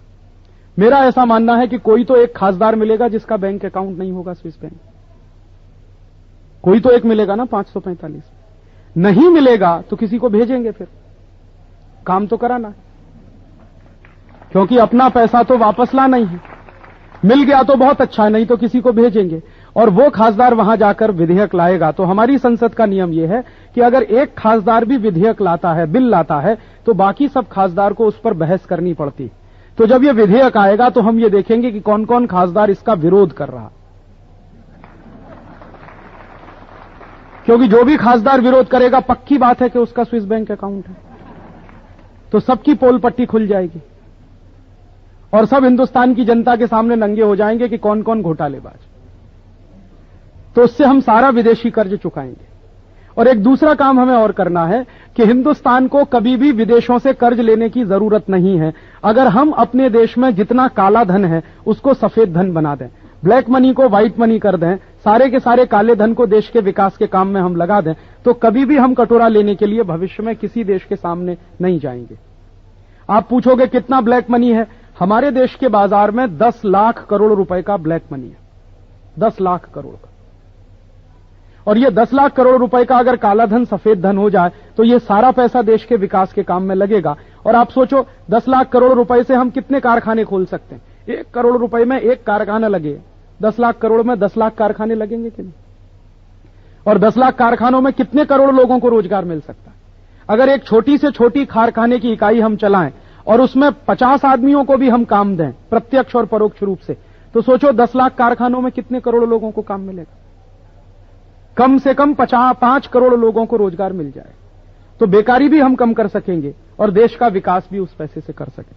हमें विदेशी कर्ज लेने की जरूरत नहीं, विदेशी कंपनियों से पैसा लेने की भी जरूरत नहीं, हम देश का विकास अपने पैसे से करेंगे। ऐसे काम हमें करने हैं और इस काम के लिए हम लोग ये आजादी बचाओ आंदोलन चलाते हैं।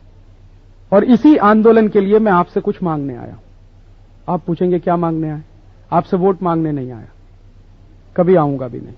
आपसे नोट मांगने भी नहीं आया, ना मैं वोट मांगता हूं ना मैं नोट मांग। फिर आप पूछेंगे क्या मांगते हैं? ऐसे लोग तो बहुत कम हैं समाज में जो वोट भी नहीं मांगे, नोट भी नहीं मांगे, और फिर भी आपके पास में आया। कुछ और मांगने के लिए आया। आपसे वोट नहीं चाहिए, आपका नोट नहीं चाहिए, लेकिन आपका सपोर्ट चाहिए। तो आप पूछेंगे हम क्या सपोर्ट करें? सबसे पहला सपोर्ट ये चाहिए कि हमें 1 करोड़ लोगों से स्वाक्षरी लेनी है, उसमें आप हमारी मदद करिए। तो आप पूछेंगे हम क्या मदद करें? हम लोगों ने स्वाक्षरी लेने के लिए एक फॉर्म बनाया है और एक फॉर्म में 50 लोग स्वाक्षरी दे सकते हैं। वो फॉर्म हम आपके स्कूल में छोड़कर जाएंगे, प्रधानाचार्य के कार्यालय से आप वो फॉर्म ले लीजिए। एक एक फॉर्म आप ले जाइए, जिस मोहल्ले में आप रहते हैं वहां के 50-50 लोगों से स्वाक्षरी करा के हमको दे दीजिए। अगर एक विद्यार्थी 50 लोगों से भी स्वाक्षरी करा के देगा तो जितने विद्यार्थी हैं बड़े आराम से 5-6 हजार लोगों से स्वाक्षरी करा के दे सकते। तो उसमें आप हमारी मदद करिए। और एक दूसरी मदद और करिए कि जिन जिन विदेशी कंपनियों को हम भारत से भगाना चाहते हैं उनका सामान खरीदना आज से बंद कर दीजिए। हो सकता है आप में से बहुत सारे विद्यार्थी हों जो पहले से ही विदेशी सामान ना खरीदते हों, लेकिन जो खरीद रहे हैं वो आज से बंद कर दें। आप पूछोगे अभी तक हमने जो खरीद लिया विदेशी सामान, तो मान लीजिए गलती हो गई, गलती तो होती रहती, आज के बाद ये गलती ना करें। तो आप पूछेंगे क्या क्या सामान खरीदना बंद करें? सबसे पहले पेप्सी कोका कोला पीना बंद करें। Pepsi, Coke, Thums up, Limca, Citra, Mirinda सब पीना बंद करें। बहुत सारे विद्यार्थी पहले से ही नहीं पीते होंगे, वो सब बहुत होशियार हैं, इंटेलिजेंट। जो पी रहे हैं वो आज से बंद करें। और ये इसलिए भी पीना बंद करें कि इसका पैसा दुश्मन को जाता है। पेप्सी और कोका कोला में जहर है। Pepsi, Coke, Thums up, Limca, Citra, Mirinda सब में जहर है। आप पूछोगे क्या जहर है?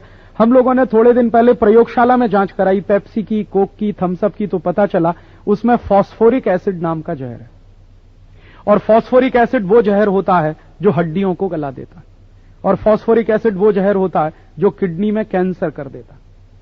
आपकी किडनी में कैंसर हो सकता है अगर आप पेप्सी कोक पिएंगे तो। इसलिए मेरा निवेदन है कि ये लहर पेप्सी नहीं है, जहर पेप्सी। तो जहर पीना बंद करें।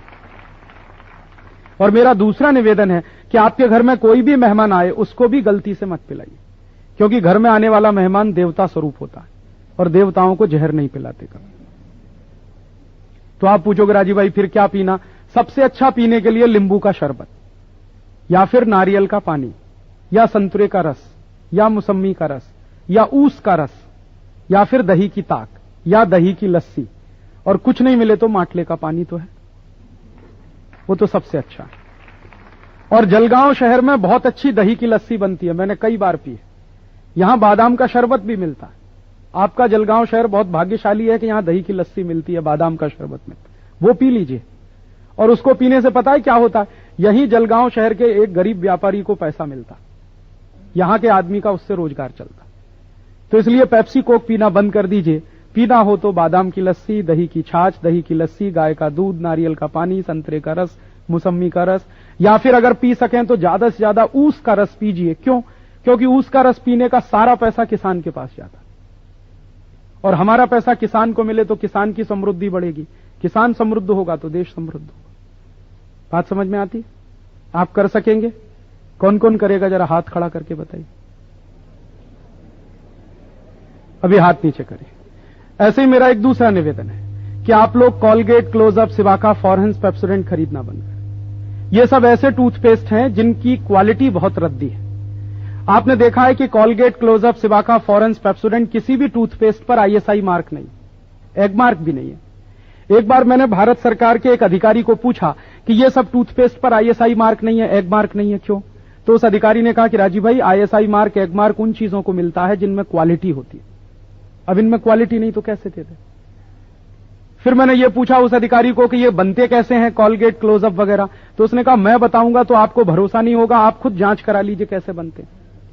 तो हम लोगों ने कॉलगेट की जांच कराई, क्लोजअप की, सिबाका की, फॉरेंस की, पेप्सोडेंट की। आप पूछोगे कहां जांच कराई? पुणे नाम का एक शहर है, वहां पर हिंदुस्तान की सबसे बड़ी जांच करने वाली प्रयोगशाला है, वहां पर हमने जांच कराई।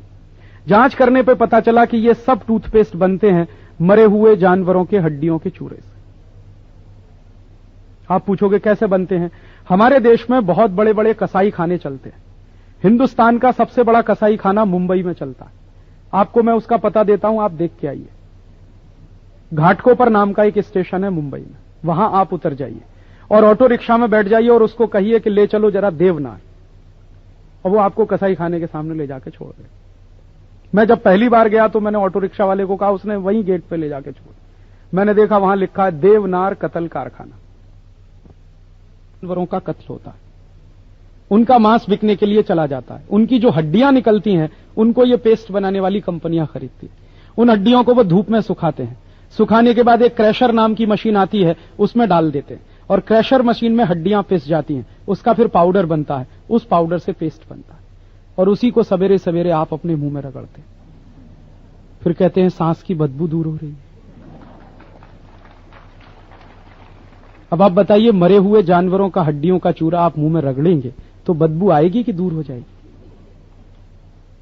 इसलिए आज से बंद कर दीजिए। फिर आप पूछोगे राजीव भाई दांत साफ कैसे करें? दांत साफ करने का मैं आपको एक नया तरीका बताता हूं। दंत मंजन करिए, लाल दंत मंजन, काला दंत मंजन, वीको वज्रदंती, डाबर का, वैद्यनाथ का, कोई भी दंत मंजन करिए। दंत मंजन बाजार का आपको अच्छा नहीं लगता तो घर में बनाइए।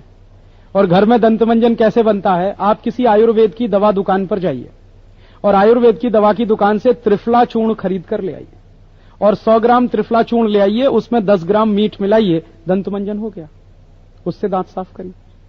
या फिर आप ऐसा करिए, थोड़ा सा मीठ लीजिए, उसमें 1 बूंद सिंगदाणे का तेल मिलाइए, थोड़ा सा उसमें हल्दी पाउडर डालिए, उससे अच्छा दंत मंजन पूरी दुनिया में कोई नहीं। रोज करिए, दांत भी साफ रहेंगे, मसूड़े भी मजबूत बनेंगे। क्योंकि दंत मंजन करने से क्या होता है, उंगली से मसूड़ों की मालिश होती है और मसूड़ों की जितनी मालिश होगी मसूड़े मजबूत बनेंगे और मसूड़े मजबूत होंगे तभी दांत मजबूत होंगे। या फिर एक काम ऐसा करिए, लिम्बा की काढ़ी तोड़िए, उससे दातुन करिए।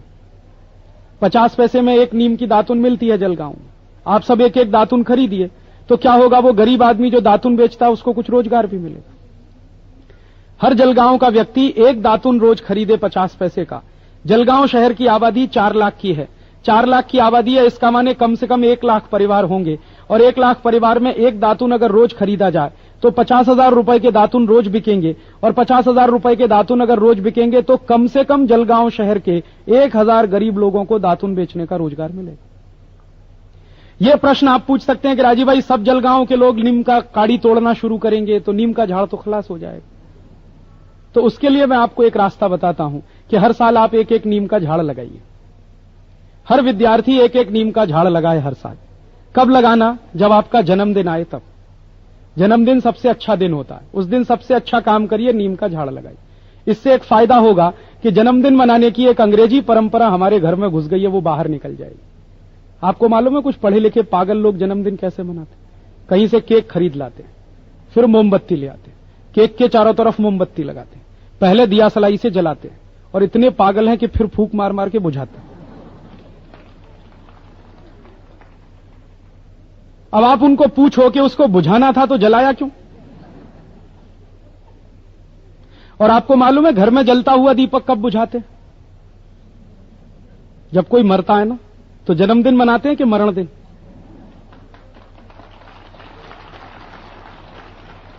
तो ऐसा फालतू का जन्मदिन मत मनाइए। तो आप पूछोगे कैसे मनाएं? नीम का झाड़ लगाइए, जन्मदिन ऐसे बने। और आपके किसी मित्र का जन्मदिन हो और आपको कोई उपहार देना हो तो नीम का झाड़ देके आइए। तो उससे क्या फायदा होगा, वो एक अपने नाम से लगाएगा, एक आपके नाम से लगाएगा, तो 2 गुने नीम के झाड़ लगेंगे। और अगर जलगांव शहर में हर विद्यार्थी एक नीम का झाड़ हर साल लगाए, हजारों नीम के झाड़ लगेंगे। नीम की चाहे जितनी काढ़ी तोड़िए, कभी झाड़ खलास नहीं होगा। ऐसे ही मेरा एक तीसरा निवेदन है कि आप जितने भाई लोग यहां बैठे हैं, विदेशी कंपनियों की शेविंग क्रीम मत खरीदिए। तो आप पूछोगे राजीव भाई शेव कैसे करें?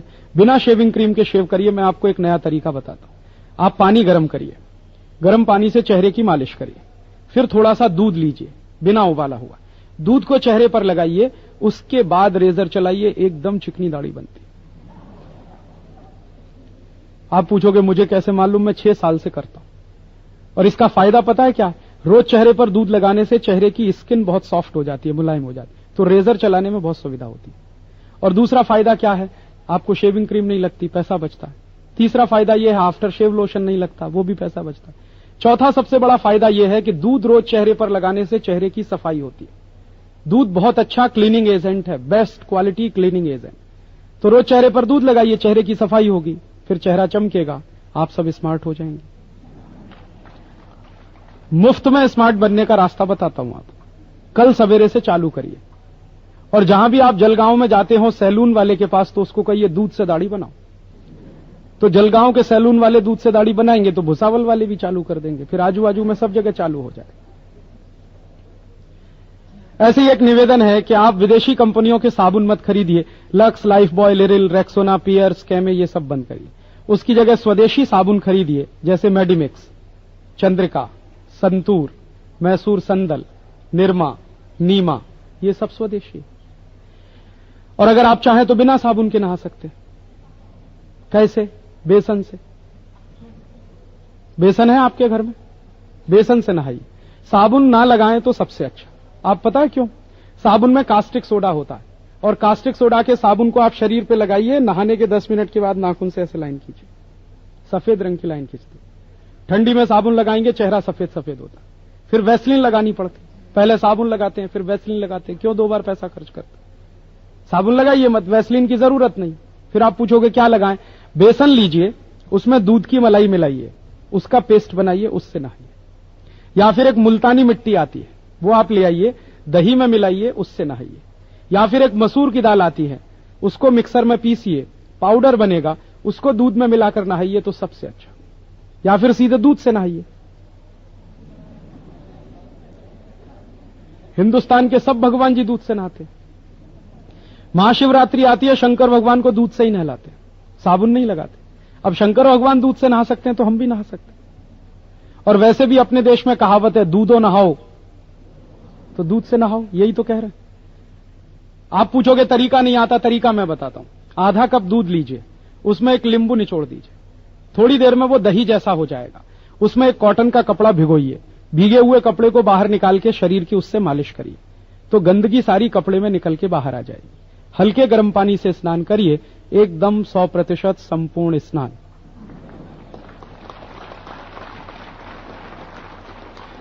और आप रोज ऐसे स्नान करिए, फेयर एंड लवली की जरूरत नहीं पड़ेगी, वो भी खर्च आपका बच जाएगा। ऐसे ही मेरा निवेदन है कि आप विदेशी कंपनियों का कपड़ा धोने का साबुन मत लाइए। सर्फ, रिन, एरियल, व्हील, ओके, हैंको, ये सब बंद करिए।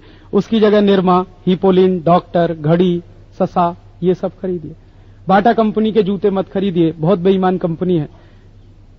150 रुपए के जूते को 699 रुपए 95 पैसे में बेचती है। आप कभी भी बाटा की दुकान में जाइए, रेट मिलेगा 99 रुपए 95 पैसे, 199 रुपए 95 पैसे। आपको लगेगा ये तो बहुत ईमानदार है। वो इतने बेईमान है कि 3 गुनी जेब काटते हैं। फिर आप पूछोगे जूते चप्पल कहां से खरीदें? यहां जलगांव शहर में जितने मोची जूते चप्पल बनाते हैं उनसे खरीदिए, उनको भी रोजगार मिलेगा, पैसे से उनकी समृद्धि बढ़ेगी। जितना बन पड़े उतना स्वदेशी सामान खरीदिए। आप पूछोगे हमको याद नहीं रहेगा क्या स्वदेशी है क्या विदेशी है। अभी 5 मिनट बाद यह व्याख्यान खत्म होगा। हमारे कार्यकर्ता आपको एक माहिती पत्रक देंगे। उस माहिती पत्रक में पूरी माहिती दी गई है कि क्या सामान स्वदेशी क्या विदेशी। और माहिती पत्रक के अंत में एक पता दिया गया है। इस जलगांव शहर में एक ऐसी भी दुकान है जहां संपूर्ण स्वदेशी सामान मिलता है। आप जाकर वहां दुकान से खरीद सकते हैं, उसका पता भी उस पत्रक में दिया गया। मेरा आपसे सिर्फ इतना निवेदन है कि आप बन पड़े उतना स्वदेशी सामान खरीद कर लाइए, माहिती पत्रक संभाल कर रखिए, जब भी बाजार जाना हो सिर्फ स्वदेशी खरीद कर लाइए। और चलते चलते एक छोटा सा मेरा आखिरी निवेदन कि आप लोग जितना बन सके उतना टेलीविजन देखना बंद कर दीजिए, क्योंकि ये टेलीविजन पर सवेरे से शाम तक जाहिरात आता है विदेशी सामानों का, उसी के कारण वो सामान बिकता है। और जितने जाहिरात टेलीविजन पे आते हैं सब झूठ होते हैं, एक भी जाहिरात सच नहीं होता। आप पूछोगे कैसे? टेलीविजन में एक जाहिरात आता है, एक साबुन है, उसका नाम है लाइफ बॉय। उसके जाहिरात में कहते हैं लाइफ बॉय है जहां। अगर तंदुरुस्ती लाइफ बॉय से आती है तो आप भोजन क्यों करते हैं? ऐसा करिए, भोजन बंद, आज से एक लाइफ बॉय खरीद लीजिए, दिन भर रगड़ते रहिए, तंदुरुस्ती आ जाएगी। क्या पागल है टेलीविजन? तंदुरुस्ती भोजन से आती है कि लाइफ बॉय से? टेलीविजन में एक जाहिरात में दिखाते हैं एक खिलाड़ी है, फुटबॉल खेलना नहीं जानता, लाइफ बॉय लगा के जाता है तो चैंपियन हो जाता है। अब खिलाड़ी लाइफ बॉय से चैंपियन होता तो भारत की फुटबॉल टीम तो विश्व चैंपियन। उसमें दिखाते हैं कि लाइफ बॉय मैल में छुपे कीटाणुओं को धो डालता है, कभी नहीं कहते मार देता है, हमेशा कहते हैं धो डालता है। इसका माने जो कीटाणु मैल में छुपे हैं इनको धो पहुंचकर और तंदुरुस्त बना देता है। आपको मैं एक सच्ची बात बताता हूं, यूरोप के देशों में लाइफ बॉय बिकता है, वहां उसको कार्बोलिक सोप कहते हैं और अंग्रेजी में उस पर लिखा होता है only for dogs. Life boy से यूरोप में सिर्फ कुत्ते नहाते, और आप नहा रहे हैं तो सोच लीजिए फिर आप। इसलिए मैं टेलीविजन को इडियट बॉक्स कहता हूं। यह टीवी बहुत पागल है, टीवी इतना पागल है, उसमें एक जाहिरात आता है, एक छोटा सा बच्चा चिल्लाता I am a Complan boy, फिर एक बच्ची कहती है I am a Complan girl. इसका माने मैं कॉम्प्लॉन का बेटा हूं और मैं कॉम्प्लॉन की बेटी हूं। अभी कॉम्प्लॉन क्या है? टिन का डिब्बा। अब टिन के डिब्बा के बेटा बेटी कहां से हो गए?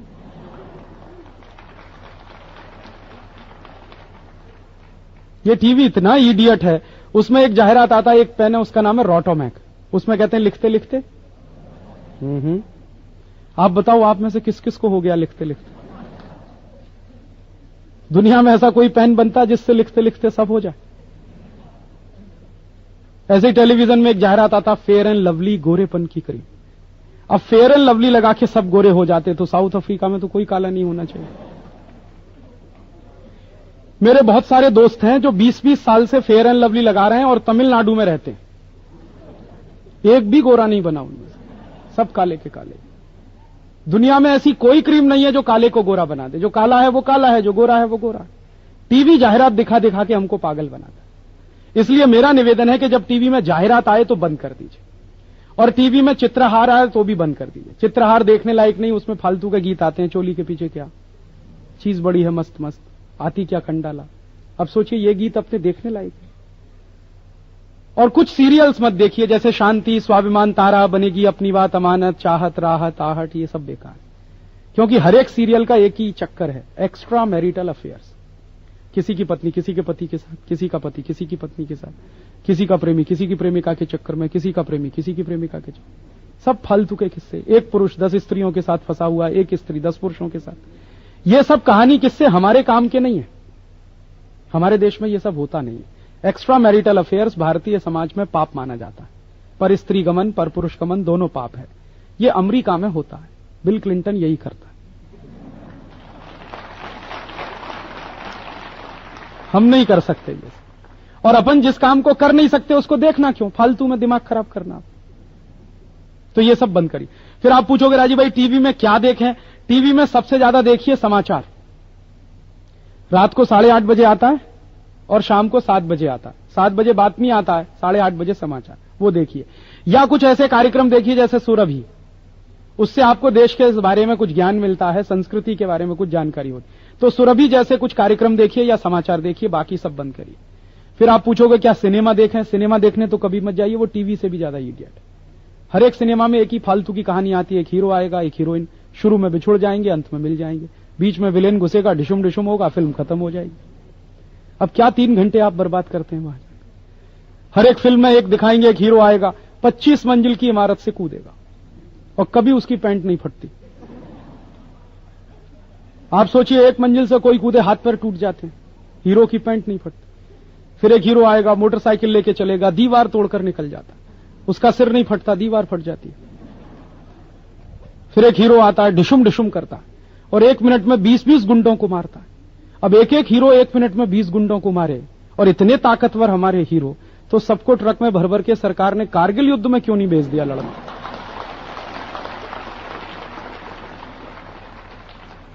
अगर सब हीरो हीरोइन को कारगिल भेज देते तो एक एक हीरो 20-20 पाकिस्तानियों को मारता कि नहीं, और या खुद मर जाता?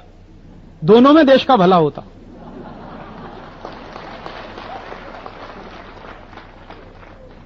और कहां आप हीरो हीरोइन के चक्कर में फंस गए? आप समझते हैं हीरो किसको कहते हैं?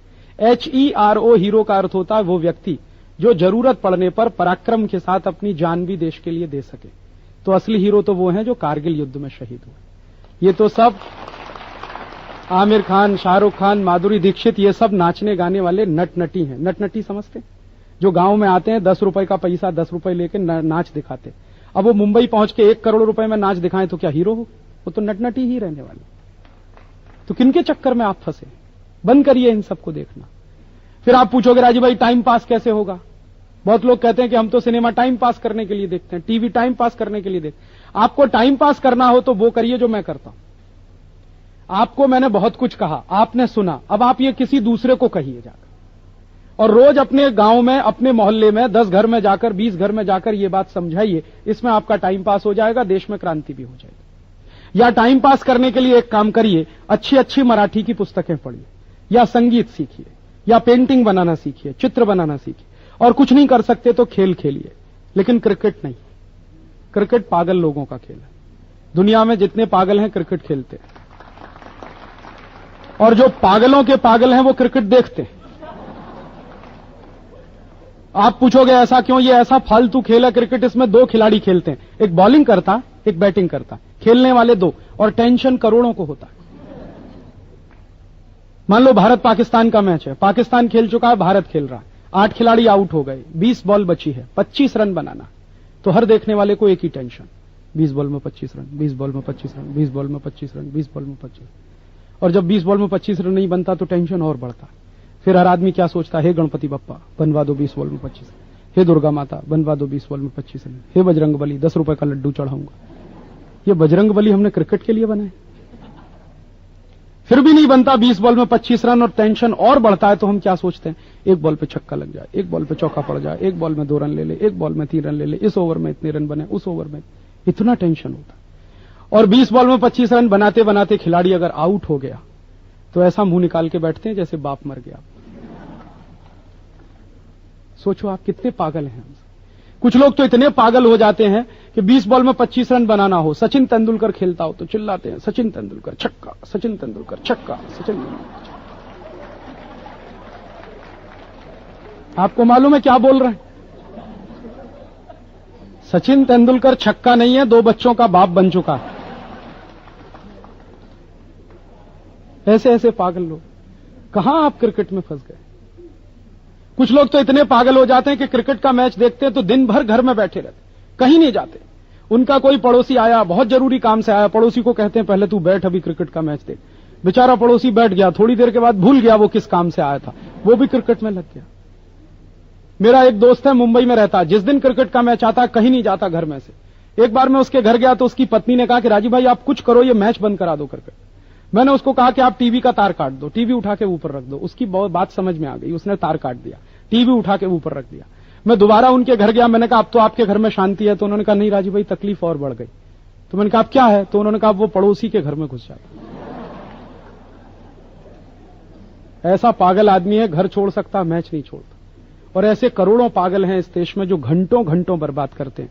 एक बाजू में मैं देखता था कारगिल का युद्ध चल रहा था, दूसरे बाजू में क्रिकेट का मैच चल रहा था। करोड़ों हिंदुस्तानियों को मैच की चिंता थी, कारगिल की चिंता नहीं थी। और जब तक इस देश में मैच होता रहा, इंग्लैंड में, इस देश में नहीं इंग्लैंड में, और भारत की टीम खेलती रही, इस देश के एक भी गांव में कारगिल के लिए फंड इकट्ठा नहीं हुआ और ना कोई रैली हुई।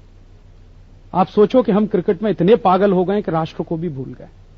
इसलिए मेरा निवेदन है कि इसका भी बहिष्कार करिए। और वैसे भी क्रिकेट विदेशी खेल है, इसलिए उसका बहिष्कार करिए। अंग्रेज आए तो भारत में क्रिकेट आया, अंग्रेज नहीं आते तो क्रिकेट नहीं आता। दुनिया के जो देशों में अंग्रेजों की सरकार चली वहीं में क्रिकेट है। आप देख लो, श्रीलंका, बांग्लादेश, ऑस्ट्रेलिया, न्यूजीलैंड, और आप चलिए तो पाकिस्तान, आप जाइए तो वेस्ट इंडीज, श्रीलंका, ये सब अंग्रेजों के गुलाम देश। दुनिया में जो देश अंग्रेजों के गुलाम नहीं बने कोई क्रिकेट नहीं खेलता। नेपाल में क्रिकेट नहीं है, चीन में नहीं है, जापान में नहीं है, अमेरिका में नहीं, फ्रांस में नहीं। हम क्यों फंस गए इसमें? अंग्रेज गए तो क्रिकेट को भी भगाइए। फिर आप पूछोगे खेल कौन सा खेल है? बहुत सारे खेल है हमारे देश में, कबड्डी है, खो खो है, रस्सी कूदना है, दौड़ लगाना है, साइकिल चलाना है, कुछ भी खेलिए आप। तो यही छोटे छोटे काम आप अपने जीवन में करें, यही मैं आपसे कहने आया। और इसके लिए मैं आपको कुछ निवेदन करने आया, मैं आपसे कुछ मांगने आया। मैंने आपसे सपोर्ट मांगा, वोट नहीं मांगा, नोट नहीं मांगा। और आप अगर दे सकें तो कुछ समय का दान करिए। जो काम मैं करता हूं वो काम करने के लिए हमें लाखों कार्यकर्ताओं की जरूरत है। आप में से कोई भाई बहन अगर चाहें कि राजीव भाई हम भी इस काम में आपके साथ मदद कर सकते हैं, तो आप, एक निवेदन है मेरा कि अपना नाम पता लिखकर हमारे कार्यकर्ता आपके बीच आएंगे, उनको दे दीजिए। आपका नाम पता अगर हमारे पास आएगा तो हम कभी शिविर करते हैं कार्यकर्ताओं के, तो आपको हम शिविर में बुलाएंगे, आप हमारे साथ शामिल होंगे, हम आपके साथ जुड़ेंगे और इस काम को हिंदुस्तान के गांव गांव में करने के लिए कोई हम व्यवस्था बना सकेंगे। यही मैं कहने आया। और मैं आपको एक संकल्प कराने आया कि आज जो कुछ मैंने कहा वो आप अपने जीवन में करेंगे। तो उसके लिए हम सब एक संकल्प करेंगे। बिना संकल्प के जीवन में कुछ नहीं होता। आपको मालूम है कल महात्मा गांधी की पुण्यतिथि थी। गांधी जी को जीवन में एक ही संकल्प लेना पड़ा और उसी में वो महात्मा गांधी बन गए। एक बार गांधी जी को रेलवे स्टेशन पे धक्का मार के निकाल दिया था दक्षिणी अफ्रीका में, और वो जब स्टेशन पे गिरे तो उन्होंने अपने मन में एक ही संकल्प किया था कि जिस तरह अंग्रेजों ने मुझे धक्का मार के ट्रेन से निकाला है, मैं अंग्रेजों को हिंदुस्तान से निकाल दूंगा। और उस एक संकल्प ने मोहनदास करमचंद गांधी नाम के आदमी को महात्मा गांधी बना दिया। हम भी छोटे छोटे संकल्प करें तो इस देश में बहुत कुछ कर सकते हैं। तो आज हम सब एक संकल्प करेंगे अपने देश के लिए। मेरा निवेदन है कि आप सब खड़े हो जाइए। मैं आपको एक संकल्प कराता हूं। हम सब राष्ट्र के लिए एक संकल्प करेंगे। मैं संकल्प के कुछ शब्द बोलूंगा, आप मेरे पीछे पीछे बोलेंगे। जहां जहां मैं बोलूंगा करता हूं, वहां पर बहनें बोलेंगी करती हूं। और जब राष्ट्र के लिए संकल्प करते हैं तो अपना दाहिना हाथ सामने करते हैं। मेरा निवेदन है कि आप सब अपना अपना दाहिना हाथ सामने करें। मैं कुछ बोलता हूं, आप मेरे पीछे पीछे बोलें। बोलिए, मैं संकल्प करता हूं कि अपने राष्ट्र की आर्थिक आजादी, राजनीतिक संप्रभुता और सांस्कृतिक अस्मिता की रक्षा करने के लिए अपने जीवन में अधिक से अधिक स्वदेशी सामानों का ही इस्तेमाल करूंगा। अमेरिका जैसे देशों ने पाकिस्तान के साथ मिलकर हमारे राष्ट्र के खिलाफ जो षड्यंत्र किए हैं, उनको ध्यान में रखते हुए मैं संकल्प करता हूं कि कभी भी किसी भी अमेरिकी कंपनी का, जैसे Pepsi Cola, Coca Cola, Procter and Gamble, Colgate Palmolive, Johnson and Johnson, Hindustan Lever आदि का कोई भी सामान नहीं खरीदूंगा। अपने राष्ट्र की संस्कृति बचाने के लिए और अपना समय बचाने के लिए मैं संकल्प करता हूं कि यथाशक्ति विदेशी टीवी चैनलों का और सिनेमा का बहिष्कार करूंगा। मेरी जितनी शक्ति है उसका इस्तेमाल करके मैं अन्य दूसरों को इसी संकल्प के लिए प्रेरित करता रहूंगा। आप सबने संकल्प लिया, ईश्वर आपको ये संकल्प धारण करने की शक्ति दे। ऐसी शुभकामनाओं के साथ आपका बहुत आभार। 1 मिनट के लिए आप बैठ जाइए। हमारे कार्यकर्ता आपके पास आएंगे, आपको एक माहिती पत्रक देंगे, आप वो माहिती पत्रक ले लीजिए। और जिन लोगों को इस आंदोलन में कार्यकर्ता बनना हो, उनके लिए आपको एक प्लेन कागज दिया जाएगा, उस पर आप अपने नाम पते लिखकर हमको दे दीजिए। और एक तीसरा निवेदन कि जो कुछ आपने सुना, कभी आपको इसके बारे में मन में प्रश्न पैदा हो, कोई जिज्ञासा हो, तो आप मेरा नाम पता लिख लीजिए। कभी भी आप मुझे एक 25 पैसे का पोस्ट कार्ड लिखेंगे तो मैं आपको जवाब देने की कोशिश करूंगा। लिखिए राजीव दीक्षित, राजीव दीक्षित, सेवाग्राम आश्रम, सेवाग्राम आश्रम वर्धा। पिन कोड है वहां का 442102। फिर से सुनिए, राजीव दीक्षित, सेवाग्राम आश्रम वर्धा, पिन कोड है 442102। और नीचे लिखिएगा महाराष्ट्र। मेरा फोन नंबर चाहे तो लिख लीजिए 84653 और एसटीडी कोड है 07152 07152। कभी भी आप पत्र लिख सकते हैं। और जिनको कार्यकर्ता बनना हो वो अपना नाम पता लिखकर दे सकते हैं। और आपके कॉलेज में मेरी कुछ ऑडियो कैसेट्स की लाइब्रेरी चलती है, आप वो कैसेट्स बार बार ले सकते हैं, सुन सकते हैं। ये जो कुछ मैंने बोला वो कैसेट्स में भी है, आप खुद सुनिए, दूसरों को सुनाइए, तो ज्यादा से ज्यादा इस विचार का प्रचार आप कर पाएंगे। आप सबका बहुत आभार, बहुत धन्यवाद।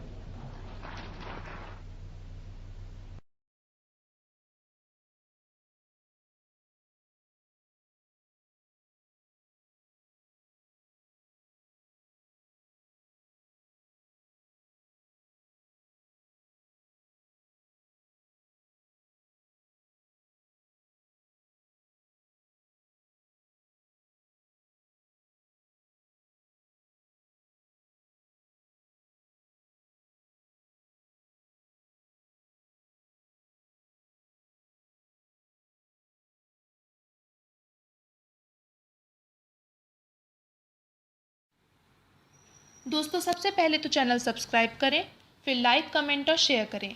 और हाँ, हमारा एंड्रॉयड ऐप डाउनलोड करना ना भूलें।